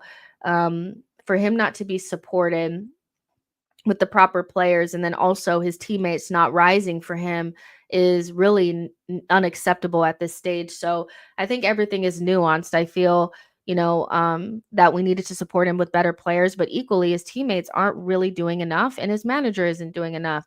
He is not platforming the players properly. I know Thierry said it's not a coaching problem, but we have been playing like this for a long time now. This whole season has been us questioning the attack and why does it look so stodgy and why aren't we creating chances? And, people are like, oh, well, it's just because we don't have this player or that player. But when we do have our players, even still, we struggle. outside of the Sporting game and West Ham and Nottingham Forest, we haven't really gotten going from an attacking standpoint. It's we should be doing so much better than what we're doing now. And I look at some of these names too, like, because that's what I was looking at, like who are the other players that are performing well in these top 5 leagues, in certain things. I looked at progressive carries and carries into the penalty area. I looked at, the shot creating actions and things like that. I looked at the expected assists. I looked at, key passes and all that kind of stuff. And some of these players we could be looking at, some of these players could improve this team, but it's not, we can't do anything now. So unless Arteta just wants to go into the press conference and say, I can't coach up this group anymore, this is as good as we can do, and they're just not doing what I want them to do, unless he says that, like, he needs to get more out of this group. And I'll give you guys some of the names that I'm seeing on here, because I know some people will be like, well, who are these players? Who are these players? Because what I'm really looking at for attackers is shot creating actions, goal creating actions, key passes, progressive carries, things like that. And seeing who's up there with Saka. So some of the names are Lookman, Shirky, Marmoush, Rafinha, let's see. I'm trying to name people that we could probably get. Desire Due. Let's see. Matoma was on some of these lists for like the progressive carries. Nico Williams is on here. Madueke is on here. Let me go up a little bit more. We're not getting Wirtz. Wirtz is on here though a million times. Bomo is on here for expected goals and stuff like that. So, there are players out there that we could go get. Oh, also key passes. I just want to put out there that Alex Baena is on here and he's second. Rafinha has 60 key passes this season. Baena has 50. Just want to put that out there because you guys know I love him. So, yeah. We need to fill the team with more talent of players that are actually on these lists. Our players are not on these lists and it's pissing me off. I'm like, you guys need to rise. Someone needs to rise. Everyone needs to rise. So yeah, Blaze says Salah, Palmer are here also, if I'm not wrong. I rate in Bomo. And Jack says, I'm sure Sterling will do a better job at left wing than Martinelli, because what's the point of bringing him if you can't play him? Sterling is a good baller, to be honest, and I will play Gabriel Jesus over Kai. That's a big call. I'm seeing a lot of, all of a sudden, Jesus is the guy to unlock us and all this kind of stuff. And I do feel like he needs more playing time to get some level of form. But I think once we get into the merry-go-round of whoever's not playing is the guy, because that's essentially what it is now. It's, when THIERRY is the guy because Odegaard is out of form. Jesus is the guy because Kai is not playing that well. Raheem Sterling is the guy because da-da-da-da-da. It's whoever's not playing. When Calafiori wasn't playing well, all of a sudden Zinchenko was the guy again. So I'm seeing like kind of a theme here that whoever's on the bench is the guy. And I do think that when we do switch it up, because we have seen different players in, we've seen a different Arsenal, but still problems in some ways. And so, yeah, I get what you guys are saying about wanting to try different things. I think we should try different things, but I think most of all, I want to see Arteta go back to a style of play that allows our team to be free up front. I just feel like players that are not clinical and players that don't really perform under, situations where they only get 1 or 2 chances a game, and they need freedom, they need fun, they need to feel like they'll get more than 1 chance, they need to be able to relax, and they can't relax when you play a style of play that only creates 1 chance. And I'm sorry, you guys know I look at body language and the way that players are reacting to things, and I just don't feel like they're having fun. I feel like they need to, I don't know what happened in Dubai. Something makes me think that they were in the sun and they just decided, you know what, fuck it. We're probably not going to win the league. And they relaxed so damn much that they got themselves back into the title race. And then as soon as we got back into it, we clammed up again. So I think this team needs to relax and maybe not put so much pressure on themselves, because the likelihood of them winning the league is not that big, and we're still in good cup competitions. So if they could just put their shoulders down, relax, and Arteta could just relax a little bit and let them play, maybe they would do better. But right now, everybody is just so damn stiff. It's like, relax. Um, let's see. John says Trossard is the guy. He's the only one I see scoring off of the bench most times. O'Malley says Trossard at forward works so well at one point.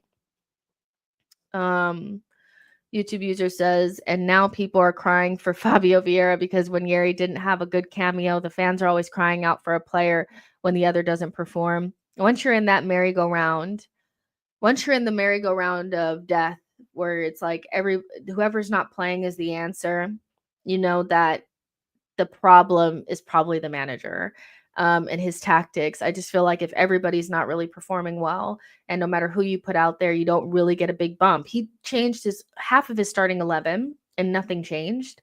We got no benefit from it. We didn't create any more chances. We were more scattered. We looked bad.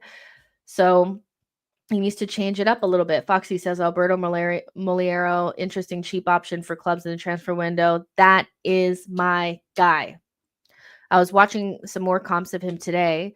And then I also have to do a video on Las Palmas for La Liga this week. So I'm excited because I'm going to watch some more of him, because that guy is good. He reminds me of close control and technical ability.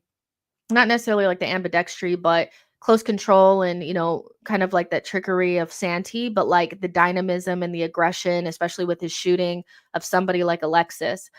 When you watch players like that and then you go back and watch Martinelli, I'm sorry, sometimes you do sigh because you're like, damn, I just looked at my bitch and I sighed, because he's just not, he doesn't have that, he doesn't have that. And at his best, he does the pace and all that kind of stuff and the hurrying and all that kind of stuff. But I do think we need somebody a little bit more refined on that side. I think we need somebody that has more problem solving solutions in their tool belt, and he doesn't have that, so this is somebody that I would take. I would take him instantly because he would cost what, 25 million or something like that. And he's somebody that he's so like obviously like talented. Like when you watch him play, there you don't have to squint to see it. It's not, it's not like you have to really think about it, or he is just instantly so talented, and he is literally carrying Las Palmas. Like at 21 years old, he is so good. Blaze has a question: if Arteta like more Premier League proven players, why Arteta doesn't try to buy Matoma from Brighton? He could be our new starter left wing and probably better than Martinelli. Honestly, I don't know. I would imagine that, our club is obsessed with Premier League proven talent. And so when they looked at wingers, they looked at Rafinha first, and Rafinha was Premier League proven. Then they looked at Mudryk, not somebody who's Premier League proven, but like they thought he was going to be a talent. And then they looked at Nico Williams, not Premier League proven, but obviously a good player. I don't know why they haven't looked at Matoma, but I only have to think that there's something about his game that they don't like, maybe. So because he's such an obvious, left winger in the league that, obviously you have to pay Brighton an arm and a leg, but I'm sure at 27, he probably wants to play in the Champions League, so he would come. But the fact that we've never been linked to him, not once, makes me think that the club has already said, nah, for whatever reason it is. But I rate Matoma. I don't care what Brighton fans are mad about. Arsenal fans don't like Odegaard right now, but I'm sure another club would take him in an instant, so I don't really care about what Brighton fans are saying. Abdi says, what do you think about Leao? I don't think he's the most consistent. I think he's played better since the coach dropped him. He was dropped like a couple weeks ago, and he didn't play for a game or two, and then now he came in as more consistent. I personally would prefer, I guess, like the type of player that I would prefer is somebody that doesn't rely on their physical gifts as much, because if those physical gifts go away, you're left with nothing. And I also think that, yeah, a lot of his what makes him special is his physical gifts. He is tricky and he can beat a man and all that kind of stuff, but he's just not my preferred winger. But I understand why a lot of Arsenal fans like him. His highlight reel is phenomenal. The things that he can do, some of the things that he can do, only special players can do. So I understand, but I prefer consistency. And I think Saka spoiled me. I watch other wingers and I'm just like, God, most of the time it doesn't really come off. It doesn't really come off. They're a little inconsistent, but because they make the odd goal here and there, they do something special. It's like that highlight reel looks so good. And maybe Saka's highlight reel isn't as great as Leao's is, but Saka has spoiled me. I want somebody who makes the right decision 9 times out of 10. I want somebody that takes the right touch almost every single time. I like that almost everything that Saka does comes off. And I want somebody that doesn't rely on their physical gifts. They can have those things, but I feel like he relies on it just a little bit more. But he's really good. Don't get me wrong. But also another player that I feel like has never been linked to us and is an obvious player to look at. He doesn't strike me as somebody that Arsenal would be interested in. So yeah, but he is a good player. Like, I'm not saying he's not good. Kwame says, I know we won't sign a striker next month. We're not going to get anybody next month, guys. YouTube user says his biggest problem is his consistency and commitment. His mentality is his biggest issue. He can disappear for 89 minutes and have 1 minute of magic. And that's basically how I view Leao, is that he has certain things that he can do that only like 1% of footballers can do. But it happens so infrequently that I feel like I would be frustrated, because Pepe was kind of like that in a way, where there was times where he would do things that only like a special player could do. But for the most part, I found myself frustrated because he didn't do those actions enough. And so I really want somebody that performs a little bit more consistently than him. And he's also not a young player. He's not old, but he's not young either. So his inconsistency at this age scares me just a little bit. And yeah, so he would not be my number one choice as somebody that would cost us probably an arm and a leg, So yeah. Kwame says, if it was me, I would sign both Osimhen and Williams. And, I look at somebody like Lookman, who, when you watch him, he's more similar to Saka, where he has a lot of actions and a lot of those actions come off, and he makes the right decision like 9 times out of 10. Lookman will never have a highlight reel as special as Leao, and his physical gifts are nowhere near as special as Leao's physical gifts. But when you watch Lookman, he makes the right decision almost all the time, and he's so important to his team that he receives the ball too much to fuck it up that much, And so I would probably lean more towards a Lookman, because I know that the way that our wingers work is that they receive the ball so much that you need them actions to come off, and you can't afford to have 89 minutes go by and you just do one thing and maybe it comes off or maybe it doesn't. You need that consistency. So yeah, that's how I kind of think of it. But some people would prefer just to get the special player, that could every once in a while, come up with that one special thing. And I understand that too. Wake Up says, buy Kudus and Krava, probably start Krava and Kudus as a sub for Saka. I wonder if you understand how much that's going to cost, because if you think about how much that's going to cost, know your club. We're not going to you'd be lucky to get one of those. 85 million release clause for Kudus. We don't even know how much Krava's new contract is going to bump his release clause up to, but you're paying 90 million for Kvaratskhelia and 85 million release for Kudus. If you get one of those, you're so lucky. Let's see. Kwame says, Theo, Saka has scored more than Havertz. That's the truth. I think you guys are talking to each other. Abdullah says, don't compare Lookman and to Saka. They are a different level. Didn't say they're on the same level. I just said that they're similar in the way that most of their actions come off. Foxy says, Lookman costs Atalanta less than 10 million. They will make a fortune on him soon. Great recruitment. Jack says, for real, Lookman is a good option. Very direct and fast. Leao is a bit overrated, in my opinion. It just depends on what you want. I feel like a lot of people like Leao's highlight reel, and don't watch him on a regular basis enough to see how much those things don't actually come off. And if you know that the way that we play and how many times Martinelli gets the ball, can you imagine if Leao was getting those moments and maybe those things weren't coming off? I'm just saying that he doesn't have the consistency that I feel like people think he does, because his highlight reel is so high that that's all they look at. But if you just want somebody that has the special moment, then you'll love Leao. Like, you'll love him. So yeah, I get there's like aura and all that kind of stuff, but yeah, I'm just not, maybe he's not as high on my list as probably for everyone else. I just think we need a really good player. Like, I think we need somebody that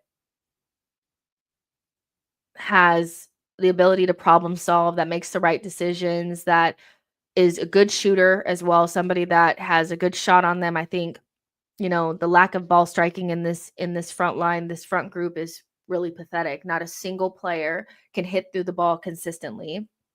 And somebody that can create their own chances and chances for other people. Those are the things that I'm really looking for. I'm not really looking for names. I'm not really looking for aura. I'm not really looking for those things, because I don't think it's going to I don't think it has to cost us 80 something million plus to upgrade on Martinelli on the left-hand side and be a good team. There are plenty of teams in this league that have well-priced, decently priced left wingers that are clear of Martinelli. I don't think we have to spend 85 million to get it. But some people are more concerned about aura and things like that and highlight reel. That's not really what I'm looking at. Tabuki says, one positive with Leao is that he has always try stuff even if it doesn't come off. Something that this team lacks is a risk taker, which that's a good way to think about it. If my way of thinking about it is that it doesn't come off enough and that he's just losing the ball or whatever. But some people may think about it like he's just a risk taker, and that's a good way to think of it as well. I think that's the positive end of the way that you would think about Leao. Mata says, aura is everything. Got to sell shirts. Let's see. John says, Kudus offers a lot more than Leao. Abdi says, Lookman is not a touchline winger, though, and that's what we need for Arteta's system, Jess. He's more of an inside forward like Martinelli. He's an inside forward that actually can solve problems. I feel like him being in the same positions as Martinelli, we don't get the same results. Now, I feel like, personally, the reason why we got into the touchline winger thing and Martinelli doesn't get more central now is just because Arteta's system and the way that he has it set up now is everything is built around creating chances for and creating space for not our wingers to score. Because the first season, everything was about getting those wingers to score. Now these seasons after that are about getting midfielders and fullbacks and not so great players to score goals or to make Saka do everything. And so Arteta's system would have to change.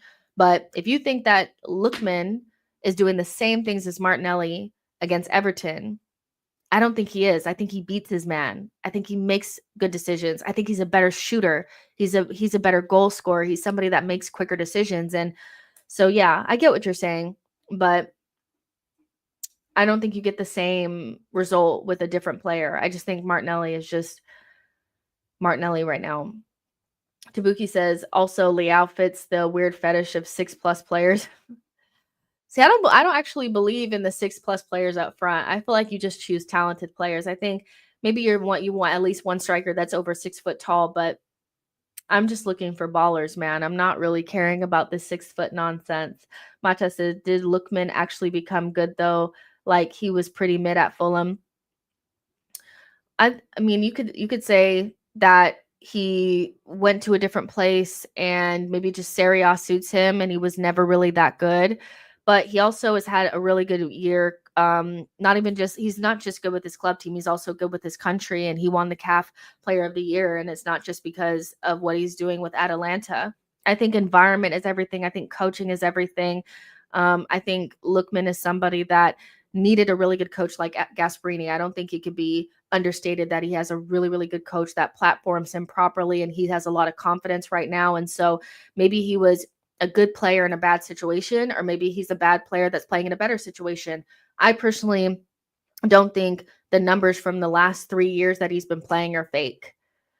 I don't think his chain is fake. I really don't think it's counterfeit. I really do think this player was playing for teams that weren't in a good moment and struggled, and now he's in a situation under a good manager.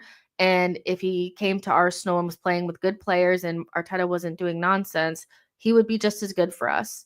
And also, some players are just late bloomers.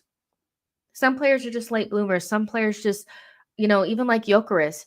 Gyökeres, if we had been linked to Gyökeres 2 years ago, you guys wouldn't want him because he had flopped at Brighton after being at Coventry and then ended up at Sporting. So I think, if you want Gyökeres and you think Gyökeres is good, he was a late bloomer that's now in a better environment. But you could say that maybe is he actually good or is he just in Portugal? So I think personally, I think Lookman's chain is real. I don't think it's fake. I think he's actually good.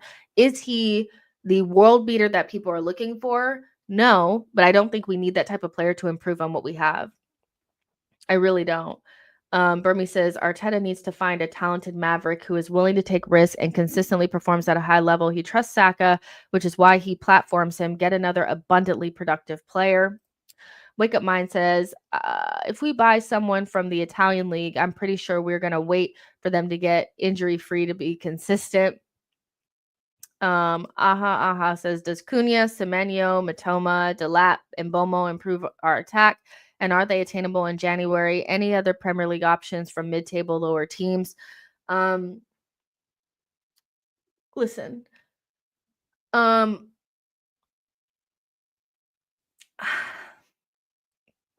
Cunha, I have my questions about him. I don't like him as much as other people do. Semenyo,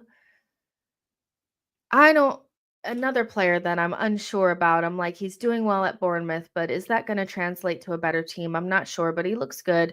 I really like Matoma. I actually think Delap is a good player. I think he's the type of player that honestly, like Man United or even Tottenham buy, to be honest. And Bomo is probably my favorite player outside of like Arsenal in the Prem. I think he could play for a top 6 team. Does he improve us enough? No, because he plays on the right-hand side, and so he's not going to play very often because Saka plays there. So I would say like those are probably not the options that I'd be looking at. Yeah, I don't know who I would buy in the Prem, but those don't fill me with that much joy except for Matoma, if I'm honest. Delap is interesting because I actually think he's better than Ferguson. But is that the type of player that is Arteta going to platform a traditional number 9? Probably not. I think he's always going to prefer a facilitator in that role. So yeah, I don't know about those players. I really don't. I don't know if they're good enough or whatever. And I was going to ask you guys, like, what do you guys think about needing a ball carrier? Because I saw somebody saying that, and also THIERRY was saying that Arsenal don't have enough runners. And I think we don't have a lot of runners, but we also don't have a lot of carriers either. We don't have very many players that, especially in those forward positions, meaning the 2-8 positions and further, that could actually carry the ball at pace, that could actually beat their man, that are especially like even central. When you think about the way that we always have to build up, there is no option to just give it to somebody and to just let them, to get beyond different lines of the defense because they can just dribble by them. We have to pass through.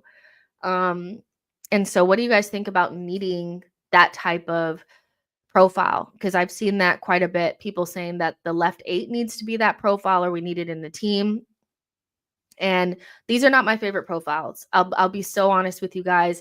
When I look at midfielders, I love a Cesc. I love actually liked Fabio Vieira because I thought he could pick a pass. That's why I like Alex Baena. He's not somebody that is a great dribbler or anything like that, but my goodness, can he pick a pass? Like, he's an assist magnet. He's a key pass magnet. And so the types of midfielders that I tend to like are the ones that can find the passes, not necessarily the carriers. But I do agree that we don't have anybody that can do those things. And when we had one kind of in Emil, Arteta couldn't figure out a way to use him. So there's a name I'm going to put out here in a second to see what you guys think about it. But do you guys feel like we need that profile? Because if you need runners central and you need like the type of player that would make it so that the opposition could not just mark your wingers and could make those runs from midfield and it doesn't feel fugazi, is probably somebody like Morgan Rogers. Is a player that I've been critical of because I feel like his game is not round enough, but he has a superpower that is probably like top level in the Premier League. There's probably not many better ball carriers in the team, especially or in the league from central areas. If you had somebody like that in the team that you had to mark from central areas, because he's not a winger, he's like a number 10.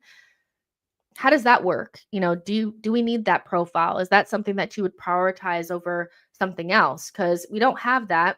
We don't have central runners. And yeah, it's a very interesting one because a lot of people talk about that. And again, they're not my favorite profile, but we don't have that. We don't have that. Wake Up Mind says Aston Villa would rob us at least 100 million for him. I would have Wirtz for that money. It's the problem that you can't get Wirtz. There is no getting Wirtz. He's destined for Bayern or Real Madrid, but I get what you're saying. Let's see. UK Arsenal says, what about Alanga and Chris Wood from Nottingham Forest? Hell no. Kwame says, Jack, I'm so baffled why we think Havertz is a striker. Arsenal buying Chelsea leftovers. You guys talking to each other. Theo says, how much is Eze? Crystal Palace seem open to a sale. That's probably a more affordable version of that player, but somebody those are the types of players that can break down those deep blocks, And so maybe we could look at somebody like an Eze who I think is playing in a bad Crystal Palace. Like, this could come back to bite me because obviously we play them twice in a week. But as any team would struggle without Michael Olise, and I think they do struggle without him because you can't just have one player doing these things, and they linked up so well. But as much as I'm not sure that he's just a starter for Arsenal all the time, I think because he has some gaps in his game, he's definitely somebody that I would like in the squad because he does have that. He does have that. He does have that, and he scores goals and does nice things, So I like that. I like that name too. Boy says Eze would be good for us. So yeah. M23 says, what do you think about Alberto Moliero from Las Palmas? I love him. I would take him in a heartbeat. That is the exact type of winger I'm looking for. I want somebody that has the technical ability, the audacity to take the shot, somebody who can hit through the ball, somebody who can solve problems, somebody who's not just reliant upon speed. I love him down. I would take him in a heartbeat. Eze has had a poor season. I mean, Crystal Palace have had a poor season. I mean, it's really hard to have a good season when your whole team is playing like shit. They're just barely now getting into some decent level of form. So I think Arsenal fans in particular are really harsh on players that maybe were linked to and are not playing amazing at the moment. They can never see the context. They can see the context with their own players. Like, people have been telling me for a year and a half that Martinelli just needs more, and he's just, it's the coach and it's the weather and it's this and that. But when it's another player, it's like they can't see the inconsistencies in their situation. They can't see that they're playing for a worse team. Martinelli has way less excuses for having a bad season than Eze does, right? So, I mean, are we going to say that a poor season from Eze, what does that mean when we all know that Eze is a baller? He has too many seasons under his belt playing well to consider him anything other than a baller. I feel very similar about Nico Williams. So many Arsenal fans are saying that because he's having a bad season that he's not a good player. Of course he's a good player. Every player has bad form or bad moments. Surely, I think it's so strange how anytime we're linked with a player, like how people were going in on Gyökeres in the first chance that he missed against Manchester City, there were so many people writing think pieces about how I told you he wasn't good enough. I told you he wasn't good enough, just for him to turn around and score a hat trick. Or when he played against us, told you he's not good enough, told you he's not good enough. Bad form doesn't equal bad player. If it lasts for like a whole season and there's no outstanding circumstances like injuries or the whole team is playing poorly, then I kind of get it. But a couple of months after having a year or two of good form and being one of the best players in their position, or, we're watching them for their own two eyes and knowing they're good, there's nobody that can possibly think that Eze is not a baller. Now, you may not think that he's as good as Musiala or Wirtz, which is totally obviously, but we all know that Eze is a baller. And I feel like the only reason why he didn't leave Crystal Palace last season was because nobody made big purchases. Literally no one made big purchases, like 60 million. Nobody was paying those like they were the season prior. And they even said that. They said that they expected people to come in, but nobody was paying that 60 million release clause. Because I still think people forget that a release clause is not the same as just paying 60 million. You have to pay it all up front. And that makes it very difficult for clubs to do, especially clubs like Arsenal that want to pay 10 million, 10 million, 10 million, 10 million. You know what I mean? So I think, honestly, I would take Eze as a squad player to fill that need. We need that, but we need more than that. We need more than that. M23 Gaming says, I feel like Moliera's ball striking isn't good for where he is currently, but his directness and intelligence in 1v1s makes up for it. He just needs to improve his ball striking and physicality. MNB says, Welbeck in the 9 for Arsenal. The last 2 years, Arsenal win the league. Boy says, if we get knocked out of the cup, Arteta needs to already step down in that moment. It's guaranteed that we're going to lose to Crystal Palace in one of these games. I just can't figure out which one it is.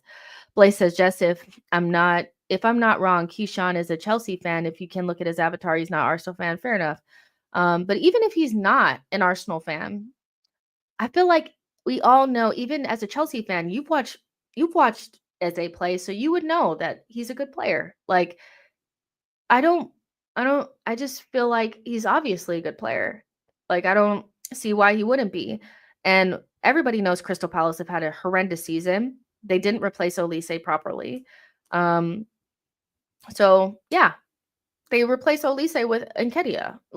So obviously, I mean, even more so, he's a Chelsea fan. He should know, you know what I mean? He's been watching Eze as well. So yeah, YouTube user says Jamal Musiala, Paquetá, Wirtz, Barella, Reinders, Eze. Remy said we lose to CP on Wednesday. We definitely need to buy in January. We should be buying in January, but whatever we're thinking about doing in January, we should have done in the summer. Arsenal are just not a January team, and they've already kind of put it out there to the mouthpieces that there's going to be a quiet January. And so I don't know what we're expecting Arsenal to do, but yeah, they're just not very they're not very aggressive at all. Let's see.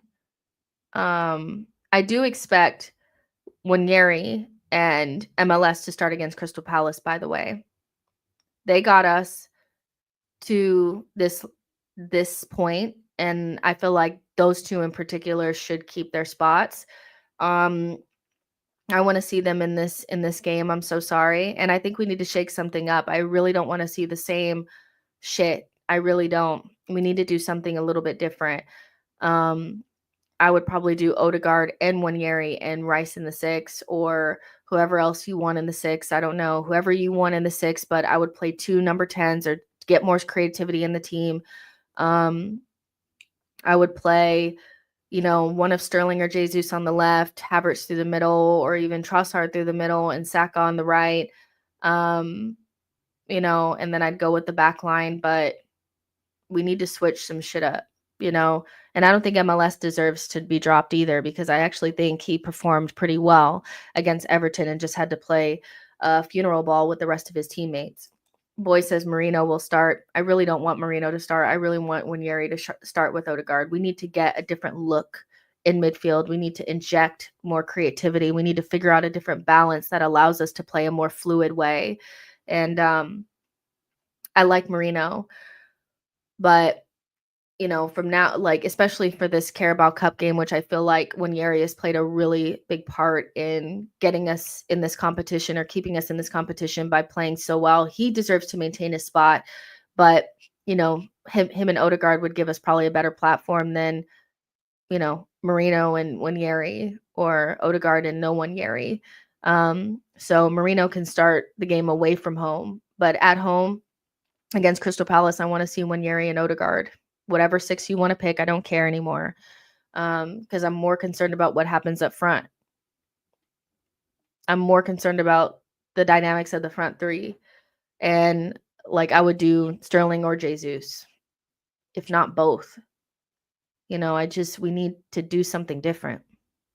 John says Arteta will start because CP is a physical team and he prefers physical players. If you're saying we'll start Marino, Jack says if you really watch Nwaneri, you will know.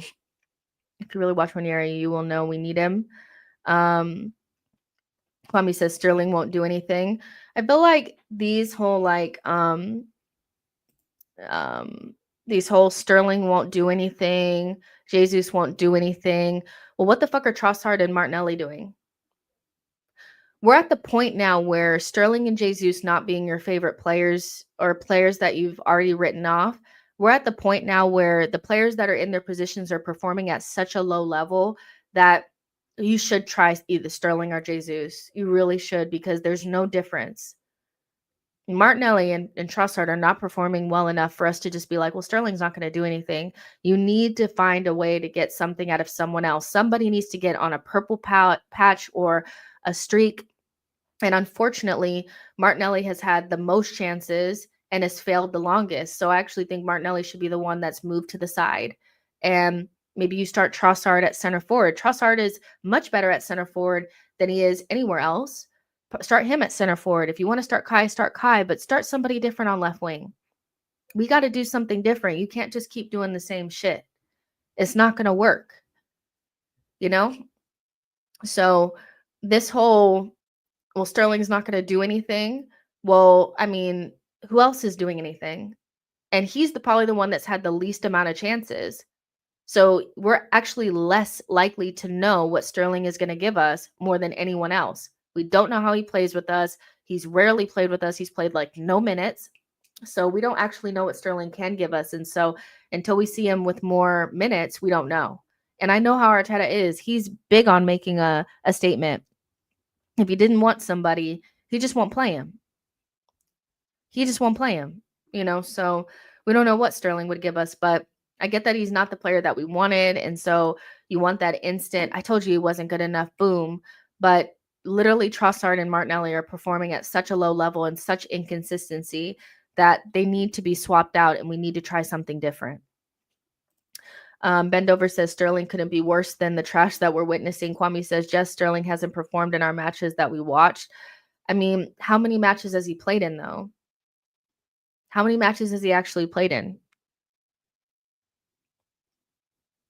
He was decent in both Carabao Cup matches. He was probably poorish against Southampton, and against Bournemouth, everybody was bad. So he actually came out right after we got the red card. So after halftime. So he didn't play for the whole time. So how much has Sterling actually played? Foxy says, does Sterling stay at the whole season, or do you see the loan terminated in January? I think they already said that it's not going to be terminated. Zitch says Martinelli needs to sit on the bench for at least a couple of games. John says, remember Sterling almost gave us the edge versus Atalanta. He needs to start on Wednesday. I actually don't think he's been anywhere near as bad as what people have been saying. I think he's been on the edges of doing good things, but he hasn't been able to put together strong performances throughout. And I wouldn't be surprised, because when's the last time he's been a starter? When's the last time he's played consistent minutes? So I think people are being disingenuous. And I don't know if you guys thought that Sterling was just going to step on the pitch on the first day with no preseason, being in the dungeon at Chelsea, and just be perfect from day one. But he's genuinely been probably he's had the least playing time and the least you know what I mean? So maybe there's a reason for it, and I'm not saying that Sterling will be amazing, but someone from Martinelli, Trossard, Jesus, or Sterling needs to get on a purple patch. Someone from that group. And you can't get somebody on a purple patch if they don't play. And I've seen enough of Martinelli to know it's not going to be him. John says Martinelli is the worst left winger at Arsenal at the moment, and we need to change it. We need a change, and it's not. I don't know what you're saying after that. YouTube user says I could see Sterling doing well and playing with the first team. He's been in the cup games so far. Boy says Sterling has been decent when he's played. Funny thing about football, though, doesn't matter who you impress if it's not the manager. And John says Sterling and Waneri link up well. And it's not, I don't think anybody's saying that he's been, because what somebody like will hear is like he's done he's done all right, or he's done well, or whatever, is that he's been world class. Nobody's saying that, but I don't think he's been as bad as people are making it out to seem. And I'm just trying to figure out who I think is close enough to get to a purple patch or get to some level of form to play at left wing, because it's going to be Havertz and Saka and someone. And right now, I feel like the coldest person is Martinelli. He is the furthest away from any sort of purple patch or hot streak. I don't know what's going on with Sterling. I think Jesus has been like okay in the Nottingham Forest and in the Monaco game. And, it's got some end product in that Monaco game, whatever. And then you have Trossard, who is just like, it's a box of chocolates. You never know what you're going to get. So you got to try something different. Zich says, I honestly thought Sterling would have been given more of a chance. If it continues like this, then I don't see why we got him in the first place. Jay says, I hope we rest Saliba because we are in Saliba injury away from our season ending. John says he'll start Jesus at left wing. Burmy says, if nothing else, Sterling gives us fresh legs. He also showed potential when he and Waneri played together. Shane says, we need some veteran Prem players who are desperate to win trophies and not allow levels to drop. Arteta can't deal with that character. I mean, just veteran Prem players. We have veteran Prem players. We have Zinchenko, we have Jesus, we have Raheem Sterling. Who are we actually talking about? What players are you talking about? What veteran Prem players that want to win trophies? Who are these? And where are we going to get them from? Who are they? I'm genuinely so curious on who these veteran Prem players that want to win trophies, who are the names, because there's not really anybody that I can think of that, Arteta can't deal with those characters, because I think he could deal with Isak. Isak doesn't strike me as like a, that type of arrogance, and he's probably the one Prem player that wants to win trophies that's kind of like a veteran. Who are these players? Because we got veteran Premier League players right now that ain't doing nothing. So we got Trossard, we got Jorginho, we got veteran Prem players. So who are these guys? We need more talent. I don't think it's so much about the characters. I think character is secondary. Arsenal need to buy more talent. Period. They need to buy it in abundance. I saw the best tweet today, and I retweeted it because I was like, this is exactly what I'd be talking about.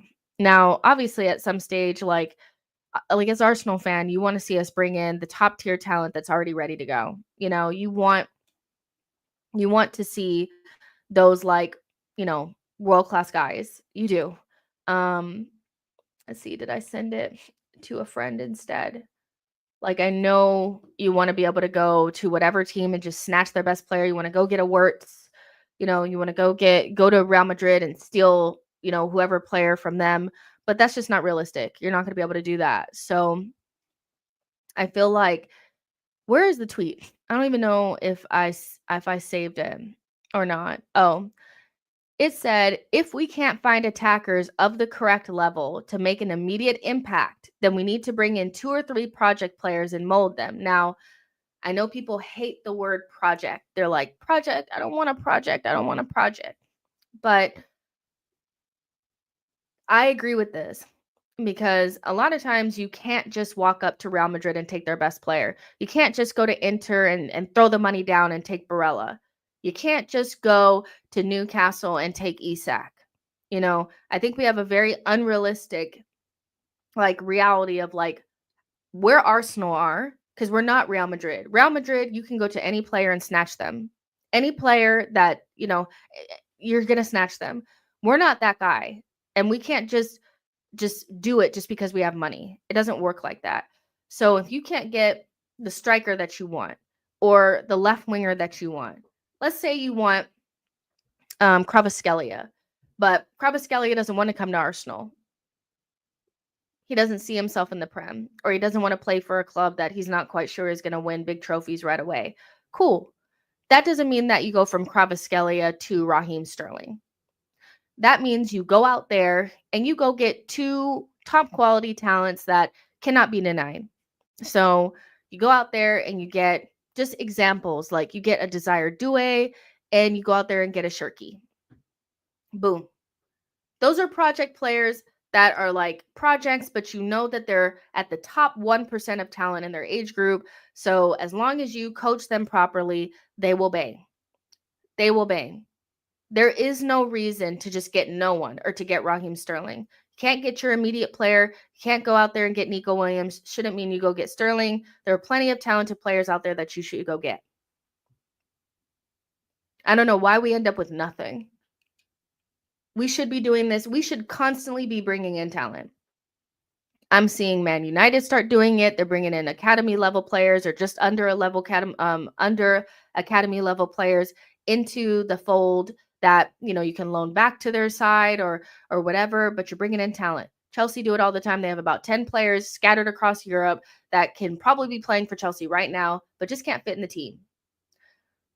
Nobody goes through multiple windows like we do without improving anything. And I just know that Arsenal are that kind of club that we're just never going to be able to go to a Napoli and slap down 90 million and go get Kvaratskhelia. We're not that. So we need to get Kvaratskhelia before he becomes that. And we just don't do that. And I know somebody's going to be like, but what about Fabio? What about Fabio? Fabio and Sambi and these guys were like a one-off. They were never top 1% of their age group in terms of talent. They're not the Desired Doués. They're not the Shirkies. They're not the Alberto Molieros. They're not those. They're not those guys. Go get talented youngsters. I don't give a shit. Go get talent. Go get talent. It's not just about age. Get talent. Because as long as you coach it up, like freaking Chelsea don't have any experienced players really in their team. They don't have any experienced players in their team really. Most of their players are young, but they just bought a shit ton of talent and that's it. Just keep buying talent over and over again. A lot, just keep buying a shit ton. Boy says, if we're getting a project player from anywhere other than the academy, then we aren't winning the league for another 3 seasons. I just don't rate the academy as high as you do. Where is our winger talent? If we have such a great academy, what winger talent can we bring in right this moment that means that we're not in the situation that we're in? I mean, besides Dowman, there's nobody else that people are really talking about. So we have probably the best academy talent that we have currently in the team right now. So there's not enough talent in that academy. John says, Pep said he'll rebuild Man City next season. This season was our only chance. Plus Man United and Chelsea will probably contend next season. Zitch says, but Jess, in Football Manager, I can get all the players I want in like 10 minutes. Why can't Arsenal do the same thing? I don't know, because it's not a video game. Kwame says, I will pick Wanyery, Saka, Timber, Rice, Lewis Skelly, Raya, Havertz on Wednesday night. Shane is saying Isak, Tony. Tony's not in the Premier League anymore. Cunha, Kudus, Gordon. Sorry, I meant over the last couple of windows. Are these the players that we missed out on? Or were you the person that said experienced players that are ready to win? I kind of hear what you're saying. If that's what you're saying, I kind of get you. Cunha is such a weird one for me. I just don't see what some of you guys see, but I kind of get what you're saying. Let's see. Boy says, thank you for mentioning Chelsea. Can we talk about how experience is a scam? I think talent is the most important thing in football. If you have a lot of talent, you won't fail. The more talent you have, the more likely you are to win things. I just feel like talent is being underrated. A talented manager, talented people on the pitch, talented whatever. Talent. That's the most important thing that you can have. And we don't buy enough of it. We don't buy it enough frequently. We just go through multiple windows without bringing in that top level talent. And we could get top level 1% in younger age groups. We can't get the top 1% in teams that are also at the top level. We can't do that. We're not just going to snatch the best player off of Napoli or Inter or, Barcelona, Real Madrid, whatever. But we can go get the best player off of Lyon. We can't go get the best player off of Ajax. We can't go get the best player off of whatever the fuck, Las Palmas, Villarreal, especially in a lower age group, best players in South America. We can go do those things. We just don't. John says, if Chelsea win the league this season, I'm skipping next season and staying offline. It'll be terrible. Y'all better hope that it's slot. Because if it's not slot, it's getting nasty. Blaze says, Jess, do you want Arsenal to buy young, talented players like Chelsea did with Gustavo and Kendry? Of course. Why wouldn't I? Of course. Theo says, I just don't think Arteta believes a second creator. He's been focusing on our out of possession players over and over again. He's tried it. He's tried the 2 number 10s and it hasn't quite worked out. But I think the problem is because he can't get to the point where he's released or gets comfortable. First of all, we've never had a number 6 that could carry 2 number 10s except for Declan Rice. He's the only one that's been able to do it successfully. So, because he's played with like Emile and Odegaard once, and we actually played well and beat that team like 6-0. That's the only time that has ever worked. Every other time it's been like he's had to bring in a more stable player or, whatever. Every time we've tried it otherwise. I've seen El Neni try the 2 number 10s and fail, and Partey 2 number 10s and fail. But he never releases the number 10s to make it worth it. If you make your number 10s have to defend, if you make Emile and Fabio have to play like Xhaka and Marino and Declan Rice in the left 8, then it won't work. You need to change the tactics. And so he's tried it, but I think that his pragmatism keeps him from being able to allow those players to just exist in the pockets and make mistakes. Creative players make mistakes. They are not always the most reliable on the ball, and they try more risky passes, and those type of things have big risk, big reward. But he doesn't want the risk, so he can do it. He just doesn't want to. And he's tried it and he's failed. And maybe he's just at the point where he's like, well, I just need to have a Marino or a Xhaka. But if he wanted to play Nwaneri and Odegaard and a DM together, he could. He just have to change his tactics. You know what I mean? John says, if Arteta trusted all of his players, we would have had a fantastic fantastic season this year. Abdullah says, with numbers of talent they have, I think sooner or later Chelsea will succeed. I mean, the quickness in which they've been able to pretty much catch us is they just bought a lot of talent, and they never let a window go by without buying talent. They just don't. Foxy says, Chelsea just ahead of most when it comes to recruiting the young talents at 16, 17. They make it happen. Frustrating to see, to be honest. Let's see. FA says, we should get Reinders and Lookman if we are serious. Burmy says, LFC and CFC are higher than AFC in the table due to their talent. Slot and Maresca have had advantage due to this, coupled with their good coaching, just simple coaching. I feel like also when you have more talent, it's just more simple. The tactics become more simple because you just allow talent to shine. I think Arteta just makes it much harder by not having more talent to his disposal, and he has no reason not to have it. He has no reason not to have just a couple more talented players in the team, especially in the attacking areas. Kwame says, if Arteta did the right thing, then he wouldn't be in this situation. John says, if Arteta trusted all these players. So yeah, exactly. So yeah, I mean, if he just made sensible signings, he wouldn't have all the pressure to make Havertz work. And I agree. I mean, and of course, like financially, there's just certain things that other clubs can do. But, when you have so many misses and so many players that we've needed to get rid of, that you could have just bought an obviously talented player. Just obviously talented player. There's so many players that I watch across Europe that don't even have big names that are just obviously talented. Like, it's just very obvious. And you just bring them in and you platform them properly and you let them cook. But we want to recreate the wheel and bring in kind of talented players and then play them out of position and then hope that Arteta can coach them up to be elite players, but then they end up not being elite, and then we leave gaps in the squad, and then we're mad that they don't fill those gaps, and it's just the merry-go-round of just buy talent. Just buy a lot of talent. Just do it, you know? But yeah, listen, we've been talking for 2.5 hours and super enjoyed it. Preview tomorrow for the actual Crystal Palace game, so we'll do that. And we'll talk about lineups and talk about that more deeply and stuff like that, and how important the Carabao Cup is, because I think it's becoming more and more important. It's becoming more and more important. So yeah, but make sure you guys like and subscribe on your way out. Enjoyed this conversation. Really liked what Thierry had to say. Thought he was pretty much spot on.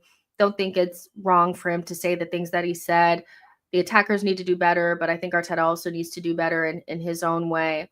And Martinelli caught a lot of flack, but I don't necessarily feel like that was wrong. So yeah, let me know in the comment section afterwards. Also what you guys thought about what Thierry said, what you agreed with and what you didn't, and what you'd like to see moving forward from Mikel to change some of these problems that we have: the slow play, the predictability, the over-reliance on Saka, the lack of threat through the middle, the lack of runners.